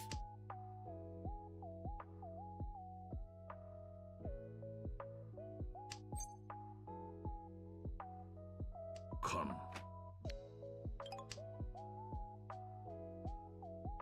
Yeah. I remember my grandparents' senior yearbook had like a page of people that got married over the summer or were engaged. Oh yeah, I guess like that was more common back in the day. Well, maybe not marrying in high school, but at least like marrying right out of high school, right? Because like I guess now it's like, what do you do after high school? Like the thing is you go to college, university, right? But I guess that wasn't necessarily the thing back in the day for everybody. Boom.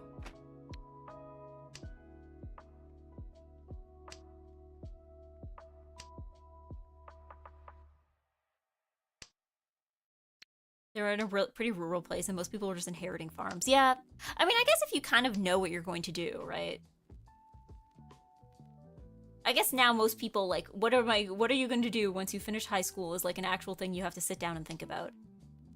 But I guess if you're in a position where you kind of know what's going to happen, where it's like, okay, well, I'm going to take over whatever my parents were doing, then like, you know. you don't have to spend that much time thinking about it and you just go straight to it, right? Modern day after high school, you can barely get a high-paying job to actually marry. Yeah, yeah. Weddings expensive. Marriage rates by 30 years old have absolutely plummeted in the last 50 years or so. It used to be over 80% for women by 30, and now it's like under 30%. That checks out. Nobody under 30, well, very few people under 30 can afford to have a wedding, I feel.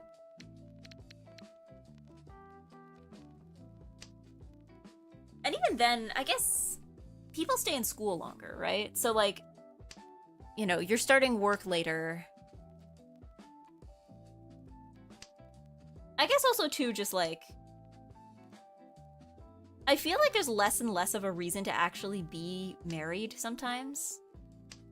Because like if you already live together, well, eventually, isn't it in some places like you become common law if you like live together for long enough? So like, yeah, if you already live together and share a bunch of things, it's like, okay, you're married in most definitions of the word, right? You're married by most definitions. So it's like at that point, it's like if it's a long-term committed relationship, it's like, do you need the legal document necessarily? Like, I guess maybe for legal reasons, yes. And if you plan to have children, you probably should get that. But, like, I guess in other ways, it's like, okay, what does this actually do? Aside from, you know, give us an excuse to invite all our friends to wear fancy outfits and eat expensive dinner, you know? Yeah. At 7 years, you're basically married. Yeah, yeah. Well, isn't that the idea with common law marriage? Whereas, like, if you live with somebody long enough, then, like, you know, you're probably already doing things the way, or you're probably handling like a lot of like finance related stuff the way that like somebody who is married would be, right? Because like, I don't know, maybe there's some rare cases of like super long-term roommates, but like, you know. Yeah, if you're living with somebody at 7 years and it's like, okay. Probably the only reason you aren't married is because it's expensive.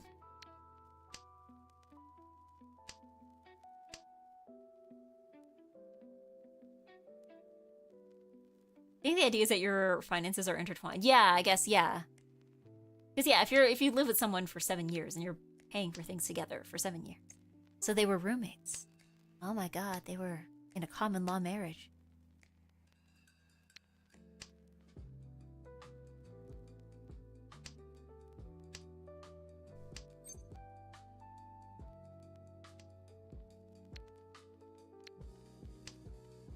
The tax breaks are nice since the introduction of both men and women working and welfare programs for single parenthood is not the financial weight it used to. Most extreme is that divorce, each spouse splits 50-50 versus one left destitute.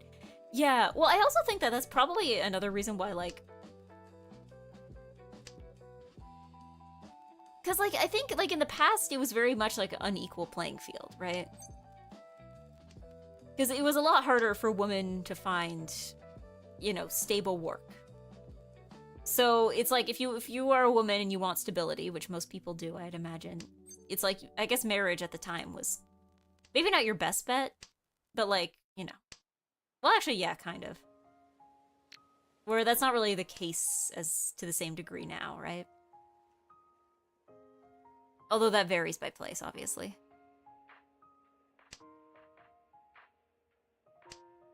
I mean, it's better than it used to be if you were gay. Like this, yeah, this is my special friend roommate. Well, it wasn't like same-sex marriage for a while, was basically like handled like common law marriage. Or like similarly, I guess.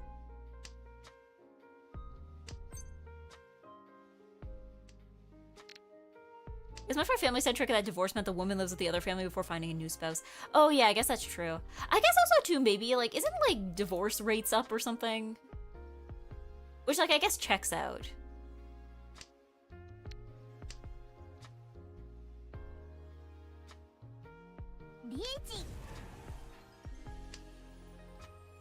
Like, I don't know. I seem to remember as a kid, like, if somebody had, like, divorced parents, that was, like, a big deal. And nowadays, it's, like, an extremely normal thing.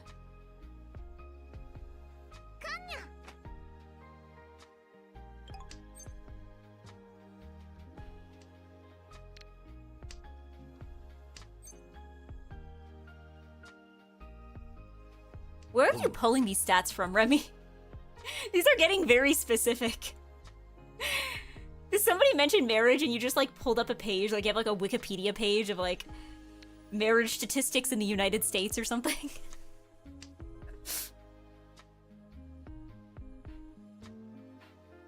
You work IT and yet your true calling is marriage statistician.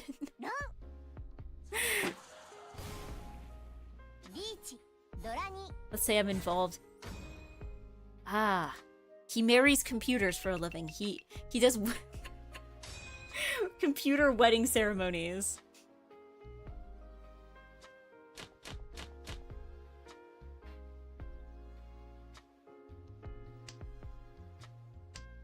I don't really should divorce rate because the 50% stat is everyone including the guy that gets married once and the guy that gets married like 9 times. Oh, is it like, okay. Oh, I guess that's true, yeah. Like, because yeah, you're right. The same person can get like divorced and remarried multiple times, right?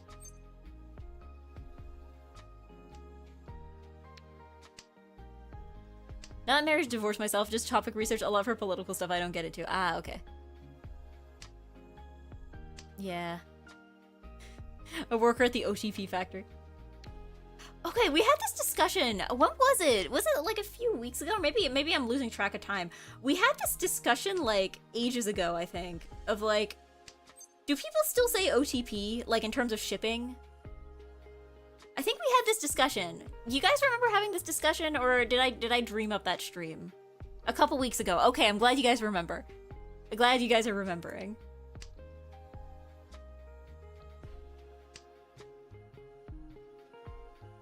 I was lurking. No, we did. Yeah, because I remember I was thinking, like, I think somebody said OTP, and I was like, do people still say that? I feel like that's a term I haven't heard in, like, years.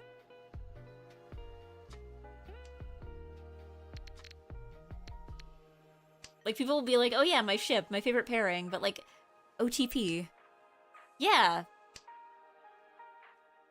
The children don't have OTPs these days.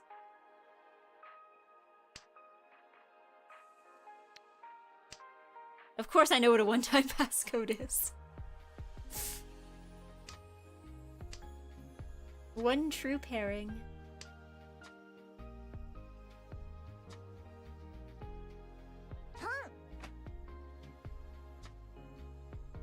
Never used it, but came up occasionally web crawling. What, the one-time passcode? The one-time passcode or the one true pairing? It's like how, what is it? How people keep joking about cognitive behavioral therapy because of the acronym.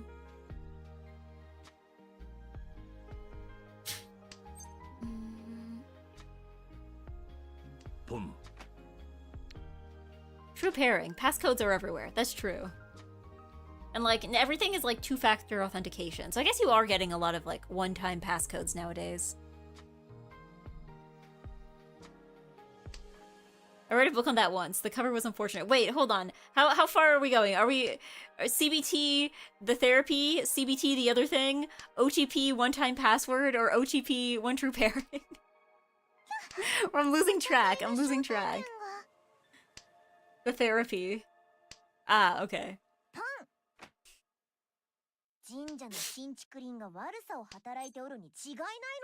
Boom. Was it like a book on the therapy that implied that it was the other thing?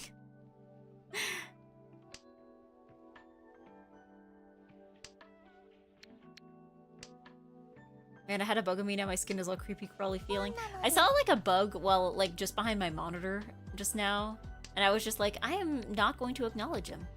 I do not see it. I do not see it. I am looking away.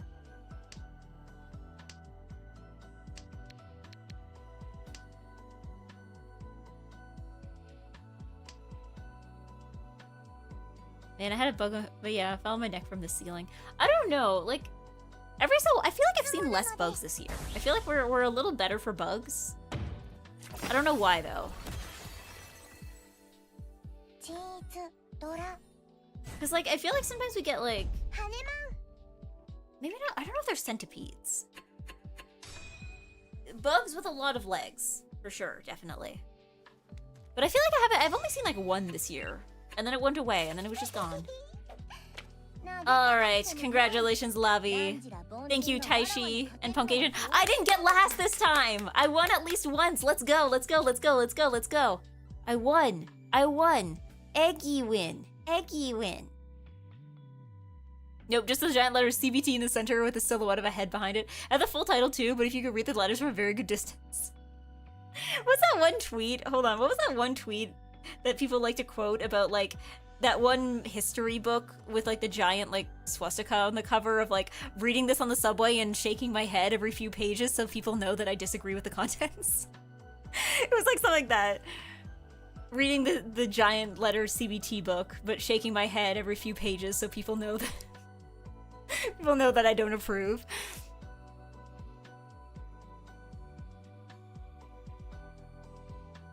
But yes, nice and good. Thanks for the game. Thank you for playing. I think this will be the last one because I need to get better at going to bed on time. Because, like, the past few weeks, what I've realized is that I've been, like, majorly debuffing myself on Monday. Because I'll be like, okay, on Sunday night, I'll be like, okay, I have to go to bed on time so I can be a whack for Monday. And then on Monday, I'm like, okay, Mahjong Monday, yay! And then I go to bed too late, and I wake up on Tuesday and I go, ugh! And I wake up on Wednesday and I go, ugh! And I wake up on Thursday and go, ugh! And then I wake up on Friday and then I don't wake up, I just, like, fall back asleep. So, lesson learned, I need to I need to go to bed on time on Monday or it's going to have impacts for the rest of the week.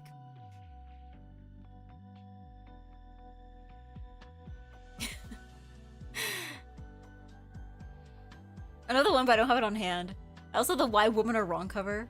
I did a sociology course in college, the evolution of sexual relationships and marriage and all that. It's really fascinating, but I remember there was just a book that just had sex. Sex! On the cover, so I had to be careful where I read it. Me reading the book with the word sex in big letters on the cover and looking scandalized every few pages. There you go. Oh, did you guys find the exact meme I'm talking about? Did you guys find it? Oh, there you go. You found the tweet. You found the tweet. No, but there was like another book. There was like a book. It was like a very like normal history book, I guess, about like I guess the Holocaust and such. But the problem is that the cover was like the title and then just like big swastika symbol in the middle, and people were like, "Yeah, I'm sure the book is good, but I'm not reading that in public." Hello, Dana, and hello.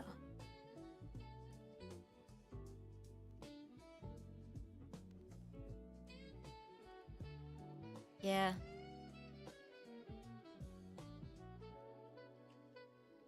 Hello. You may join. But yeah, this will be the last one, I think. Because that should take us to like 10:30, 10:45, which is a reasonable time to stop streaming, I think. Because I have to go to bed at a reasonable time. Because I don't know. I think what keeps happening too is like it'll be like 10:30 and I'll be like, okay, one more game. And then the game lasts 9,000 years. Like, we just hit all last, like, 4 times. And I'm like, okay, well... I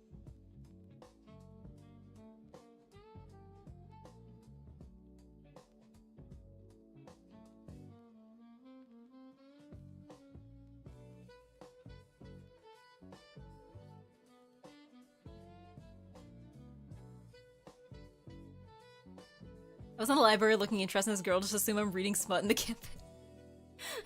What kind of smut would just have the word sex in big letters on the front? And if it was like an anthropology textbook, I imagine that probably like they probably like have like a very like, you know, neutral looking thing. Like it's probably like a picture of like a statue or something, right?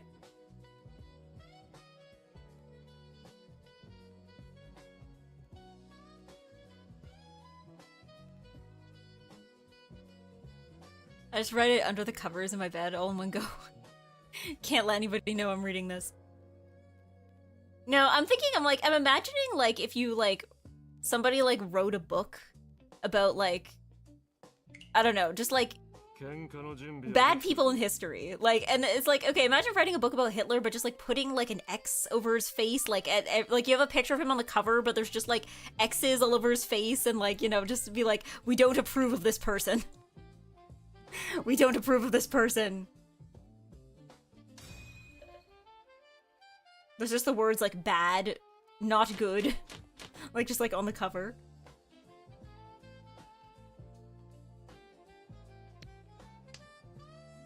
You know those privacy screens for phones? Where's the ones for physical books? Actually, funny you mentioned that. In Japan, it's actually pretty common. When you buy a book, at the store, they will ask you, like, if you want a paper sleeve for it. And the paper sleeve will essentially just have, like, sometimes they have, like, a bookstore's name, but sometimes it is just, like, paper.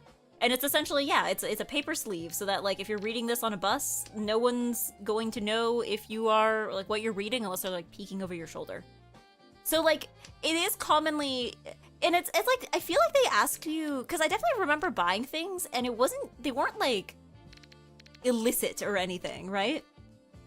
Like, they were, not illicit. Is illicit stuff that's illegal? It wasn't, like, sexy or anything, right? Like, I would buy, like, a normal manga, and they would ask me if I wanted a sleeve. So I think they just ask you for that for every book.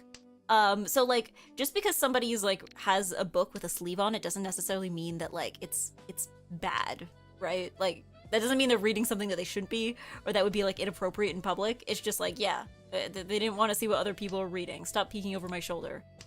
Explicit? Oh, yeah, I guess illicit is, like, illegal. Yeah, illicit is illegal. Sorry, explicit was the word I was looking for. Yeah.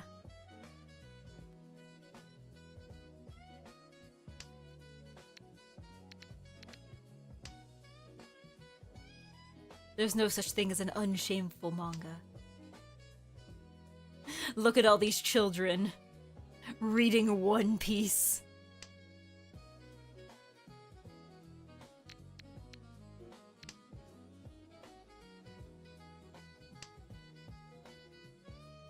How dare they? Do they have no sense of self-worth?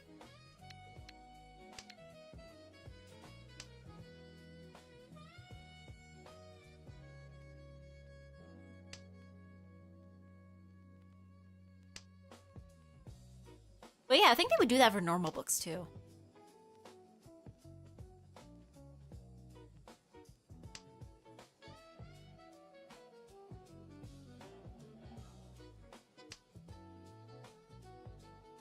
Me reading Funchikawa manga, everyone in the room look at me in disgust. This didn't actually happen. Look at this guy reading manga. I don't know. I think... like... honestly, if you're going to read something, you should at least, like, own up to it, you know? Like... I don't know. I guess there's a balance of, like, not being weird about it. But also, like, I don't know. Because I've experienced this as somebody who's, like, not even just studying in Japan, but also, like, taking Japanese classes. Like, I think a lot of people, they're like, okay, I was interested in learning Japanese because I like Japanese media. And, like, but a lot of people are embarrassed about this, and, like, I'm not immune to this either. But it's one of those things where it's like, I don't know, I guess sometimes you talk to people and you're like, oh yeah, like, what anime and manga do you like? And, like, what they like is, like, extremely normal. Like, because that's one thing if your favorite piece of Japanese media is, like, a niche eroge. Like, I feel like that's understandable to be kind of, like, hesitant to talk to people about that. But, like, if your favorite things are, like, Ghibli movies, it's like, I don't know. Are you also ashamed of liking, like, pizza and ice cream and other, like, universally beloved things?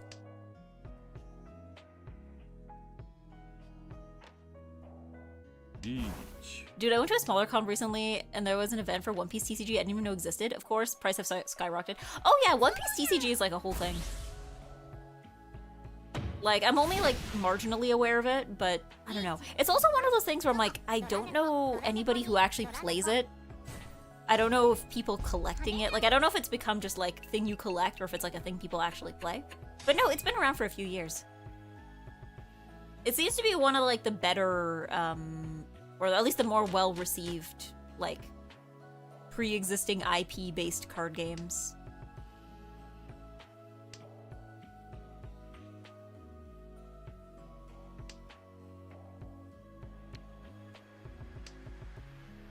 Friend plays it. Okay, we found one person who plays One Piece card game. People play and collect it, people also scalp it now, it covers all the bases. Yeah, because I'm like... I don't know, I guess... I'm not into card games and I'm not into One Piece, so it's like aggressively like not targeted at me. But I don't know, every card store seems to stock it, so somebody's buying them. Somebody's buying them.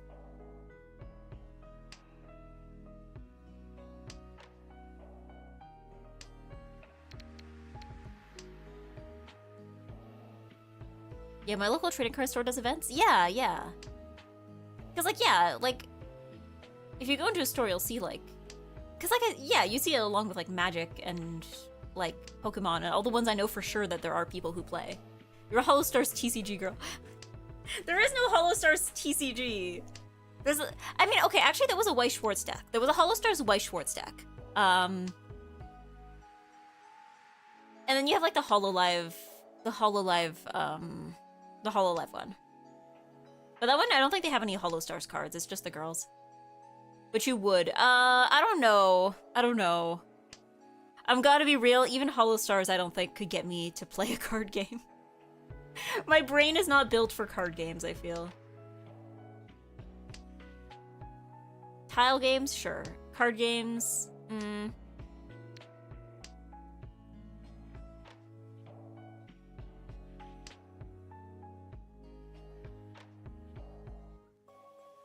Like... I know not every card game is Yu-Gi-Oh! They're not all that complicated, but I don't know. I guess maybe if there's like a digital version. I think my thing with card games is the same as my problem with board games, in the sense that, like, for a video game, you know, usually there's like a tutorial level, right? Or at least like a way to practice solo, like if it's like an online competitive thing, there's a way to practice solo before you like jump into playing with actual people, so that way you don't like jump in and immediately make a fool of yourself and everybody else around you by like being really, really bad at the game and not knowing what you're doing. But, like, you can't really do that with a board game, because, like, you need other people there. And, like, they can try to explain the game to you, but, like, you know, your brain can only take in so much at once, right? So, like, there is no way to play a board game or a card game without making a fool of yourself. So, yeah. You play card game Solitaire. I mean, yeah, I guess Solitaire counts, but, like... That's by definition solitaire. You're by yourself by definition.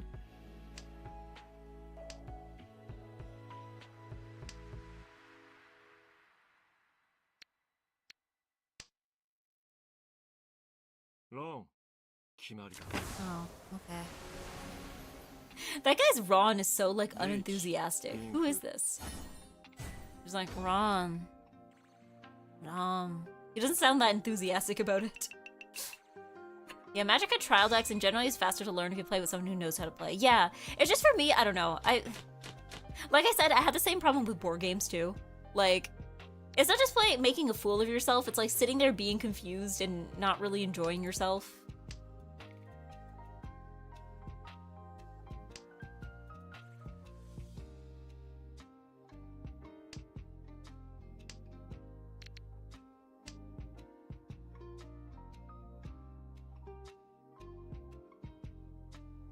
Yeah, it's a Yu-Gi-Oh! Archetype of putting a sleepy girl on top of your extra deck, basically her bed. Then you thin your extra deck through their other cards until she wakes up and blows up the opponent's board. I don't know what Yu-Gi-Oh! Means anymore. You could tell me anything about Yu-Gi-Oh! And I would probably believe you.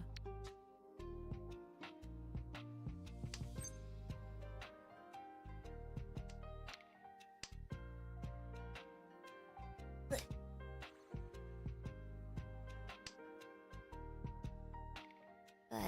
yeah, no. Don't expect EGGY card game stream anytime soon.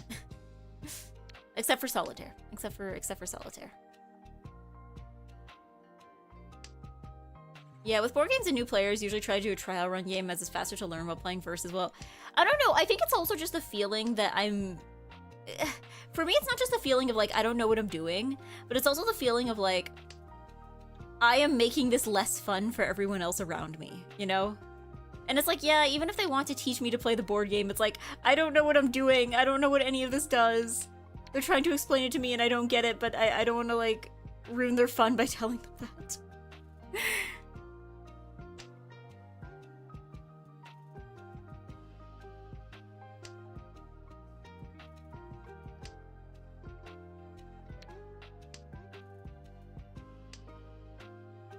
Yeah.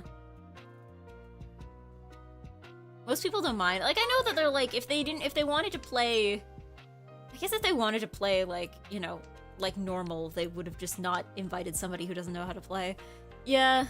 I guess it's also too, just like, I don't play a lot of board games, because I imagine, like, you know, once you learn the rules for, like, one complicated board game, a lot of other complicated board games probably, like, have similar things involved. But, like, I guess if you don't play many board games, then it's like, okay, no, this is all new. This is all new. Like, I have not played anything more complicated than, like, Monopoly. Or Clue. Which I think is called Cluedo in many countries. I don't know anything more complicated than, like, Colonel Mustard in the lounge with the candlestick. This is the limit of my knowledge. I don't even know how to play chess.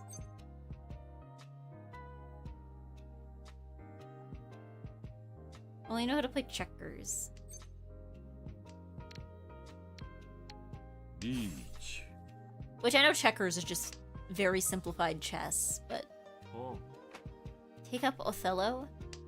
Is Othello another one that's like on a checkerboard? Because I know there's also like shogi, which I know is also similar to chess. Is Othello also like that? Or is Othello the one that's like the stones? Or no, that's Go. That's Go. With like the little round stones on like the grid. Is Othello also like that?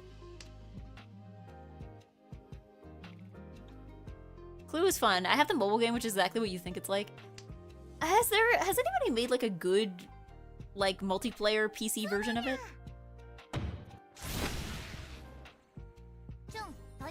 Are we gonna have Clue collab? Clue collab? I can somehow get like 4 to 6 other friends. Othello is the tiles that are white and black that you can flip over. Oh, okay. Oh, the ones you flip over. Okay, I'm thinking... Oh, yeah, because in Go, you don't really flip them over. You just, like, put them there. Boom. Okay, I give up on trying to get a strong hand. I just need a fast hand. Clue collab would actually be great. Yeah!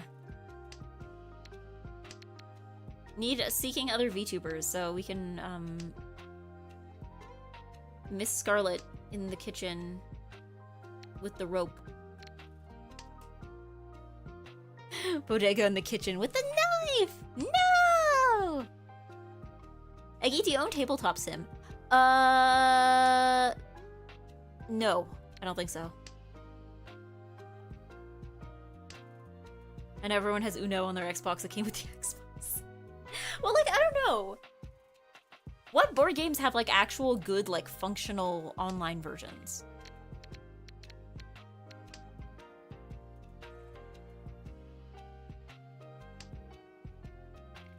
You have Uno! Because, like, I know that was, like, a common complaint when people were, like, streaming Uno a few years ago, is that, like, the PC port of Uno is not actually very good, apparently. Functional is the tricky part. Because, yeah, like, I know almost every board game has some kind of, like, online multiplayer version, but, like, how many of them are actually, like, good and functional is the question. Yeah, PC Uno is so buggy. Yeah, like, I have not heard a lot of praise for PC Uno.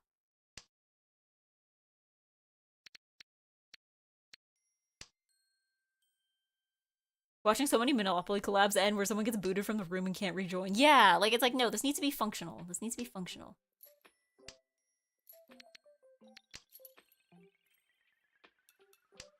Uno? You mean last card? Clubhouse 51 games? I guess that is another option. The game of life. Oh yeah, I forgot about that one. I never played that one that much as a kid. What did I play as a kid? Clue. We had Clue. We had Monopoly, like everybody else. We had Sorry. Is that like a common one? That one.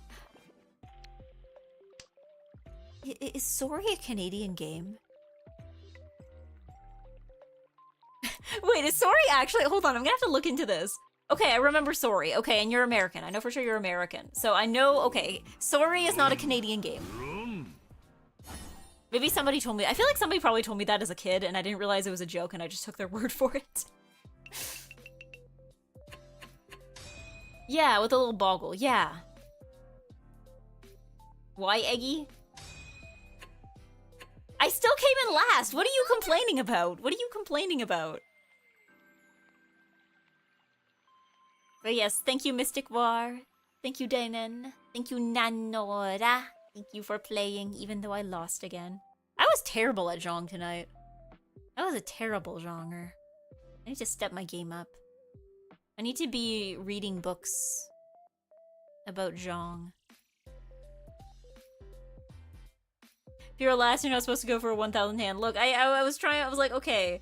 I was in the logic of like, okay, as long as I can get a hand, it's probably fine, right? Because, like, I don't know, every hand that you get is one that your opponent didn't get, right? And evidently that didn't pan out for me. Riichi book 1 is always there. I need to be sitting there. I need to sit and read my book. I need to read my Mahjong book on the bus and nod every few pages so everybody knows that I approve. I approve of Zhonging.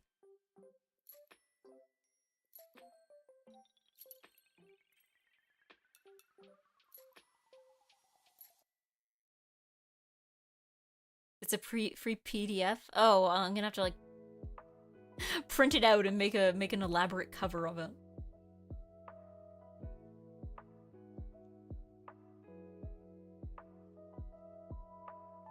But yes, thank you for playing. It is 10:35, which seems like a good time to be streaming a little less. Yeah, yeah. Mouse Trap. Yeah, I didn't have Mouse Trap. I think I played it. Here's the thing, you're also right in the sense I have zero memories of how to actually play Mouse Trap. The only thing I remember is setting up Mouse Trap, which I don't think I even ever successfully did. Both versions of Clue. What do you mean both versions?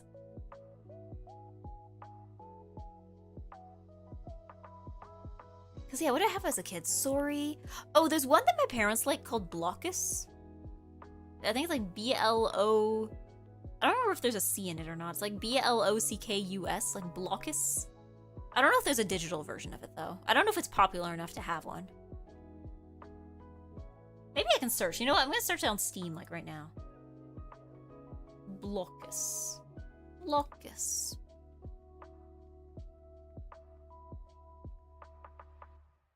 Blockus. No? Blockus? Oh! Hold on. There's... What is Blockus Party? No, this is something totally unrelated. Yeah, this is unrelated. It's not Blockus. Yeah, maybe Blockus isn't, like, popular enough to have a video game. Blockus sounds like a Banjo character. No, it's a real game. Hold on, let me see if there's... I'm sure there's, like, a Wikipedia article for it or something. Blockus game? Yeah, Blockus game, board game. Here we go, here we go. Wikipedia. Blockus is an abstract strategy board game for 2 to 4 players, where players try to score points by occupying most of the board with pieces of their color. The board is a square, regular grid, and the pieces are polyominoes. Yeah, they kind of look like Tetris pieces. Blockus was designed by the French biophysicist Bernard Tavitien and first released in 2000 by Sequoia, a French company. Okay, hold on, let me... They're polyominoes. They look like Tetris pieces. I guess it's like, you know, take over the board with Tetris pieces and, like, block your opponents from putting down their Tetris pieces. Save your one square and 2 square pieces for last, because you're gonna need them. But yeah, have they never made... let's see. Oh, video games. Okay, hold on. Let's see.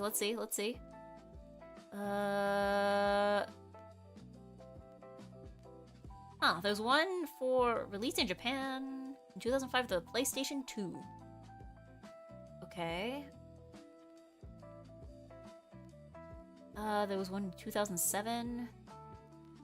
Oh, there was one that was officially... Okay, that was in like 2010 for iOS. That probably doesn't work anymore. PlayStation 3.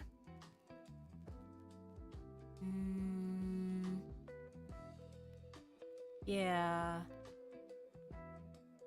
Most recently officially licensed Blockus app was developed by Magmac and was available for Man, okay.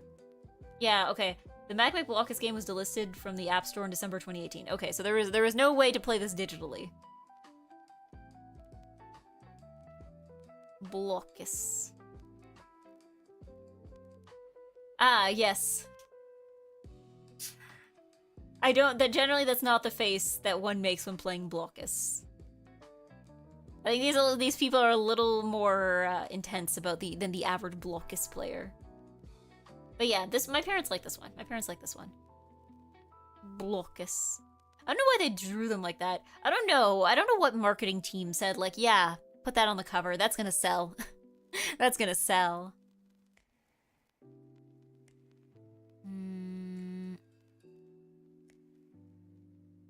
Yeah, was there any other board game? What else did I play as a kid?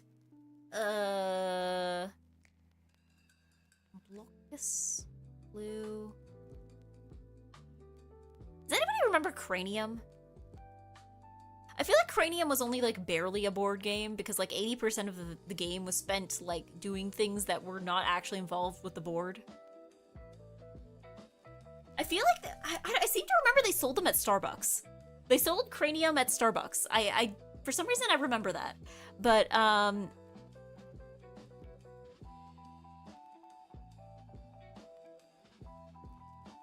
we still calling those 2000s? I've heard the aughts a couple times. The aughts. The aughts. Yeah, I feel like yeah, Cranium. I feel like Cranium I played as a kid too, but that one also I can't imagine has. Well, I can look. I'm already on Wikipedia. Hold on.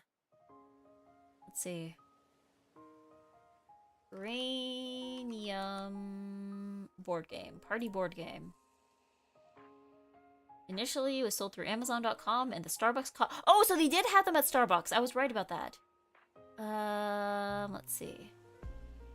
Expansions and spin-offs. No, this is more...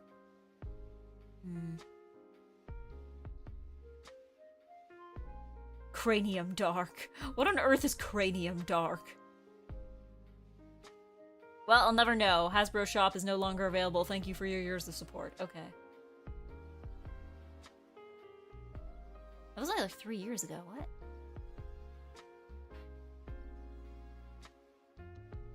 Yeah, it looks like they never made a digital version. But then again, Cranium is one of those ones I think would be really, really, really hard to make a digital version. Or maybe really easy. I don't know, because I think it's Cranium... Now that I think of it, Cranium is more Mario Party than anything else, isn't it? Because, like, a lot of Cranium was like, okay, you have to... For this turn, you have to, like, sculpt something, or you have to draw something, or you have to... I think there was something you have to, like, know a trivia fact or something. Like, it was kind of all over the place. So, like, I guess in that way it is kind of Mario Party. I guess it is kind of like a mini-games type thing. I guess maybe it could translate digitally kind of well. Oh, Yahtzee! Yahtzee! I don't think I ever played... I think I played, like, the kids' version of Yahtzee. I don't think I ever played, like, the actual normal Yahtzee. Go head to bed. Night Eggy, night chat. Good night, Boothberry. I should be heading bedward soon as well. Yeah, here's what they normally look like. Oh, for Blockus. Oh, that's cute. Original sound. Vampi Torotto. Where's the Blockus, though? I don't see the blocks. Where's the Blockus?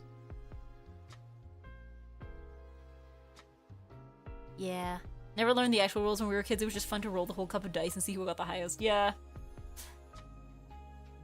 Board games are just friend slop from the 90s. We had to have friend slop before somebody invented the word friend slop. Is Mario Party friend slop? Is Mario Kart friend slop? But yes. Hi, Jong Streamer. Hello, Roxar. But yeah, no, I'm trying to think. I'm like, what else did I play? I had Uno. I mean, we had like normal deck of cards. We had... There had to be something else. I'm sure I'm gonna, like, raid. I'm gonna raid, and then I'm instantly gonna remember what it was. Who's on? Who's on? Who is on? Lots of people. Let's see. Kimmy's on. Ashton's on. Alantis is on. Lappin's on. Oh, Nyaru is on. I feel like we don't get to raid. Is she usually on at this hour? I feel like this is unusual Nyaru hours. I like her new outfit. I like her new outfit though. Yeah, this is unusual Nyaru outfit hours. Yeah, you know what? You know what? Yeah.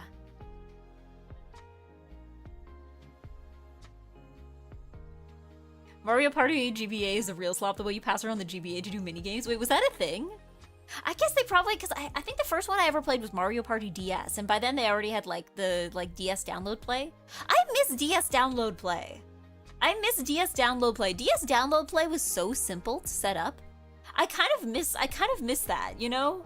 Whereas like DS download play, whether it was like the one person has the game and everybody else can join, or if it was like everybody needs to have their own copy, in both situations they were both pretty simple to set up. Like I miss that. Whereas like now it's like, oh, you want to play this game with me? Oh, we gotta add each other as friends, and here's the room code, and here's the password for the room, and here's the second code that you have to. It was so much simpler. It was so much simpler. Someone's like, okay, start up the DS download, and then you open DS download play on your DS, and then it goes, you see the thing that says Mario Party, and then you hit accept. You accept the Mario Party into your DS, and everyone plays together. Like, you are literally 200 kilometers apart. Fair.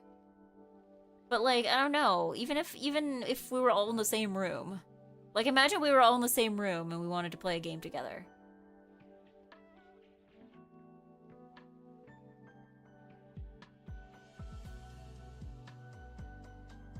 Yeah, DS Download Play was the first time a portable console made multiplayer gaming remotely convenient. It was very nice. Yeah, I remember too PictoChat. I remember when I was in like grade 5 or 6, we went on a field trip, and it was like a field trip to another city. So we were like on the bus for like a few hours, and I remember like everybody was PictoChatting. Everybody was PictoChatting on the bus because I guess the PictoChat like range area that it could capture was like just big enough to get everybody on the bus.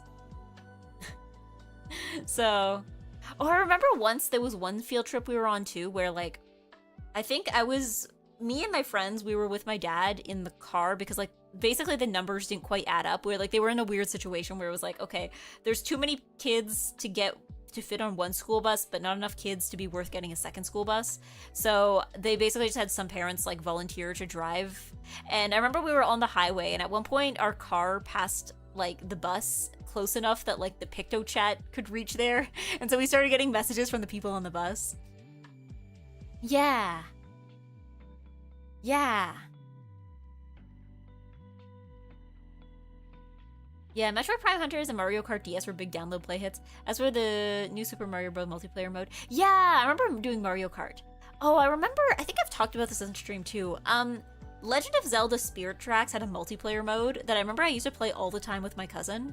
And I remember, like, because this was my cousin in Quebec, so we were speaking French, and I just remember, like, I guess I knew just enough French that this could be funny, because, like, the Spirit Tracks multiplayer was essentially a game where you, like, had to, like, collect as many of these, like, Triforce gem things into, like, your area, and then you had to kind of like sabotage everyone else's attempts by like, there was different traps you could set up.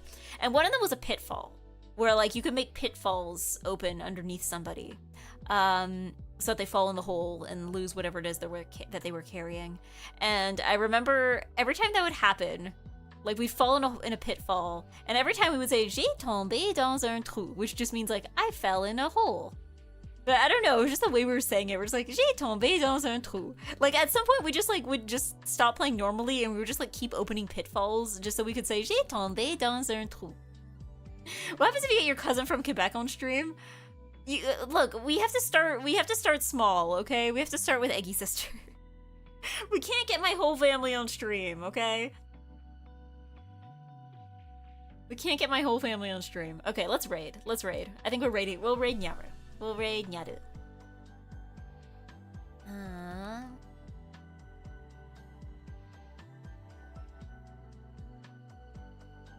When the weeb sibling invites you to weeb hobby. Yeah, let's raid Nyaru.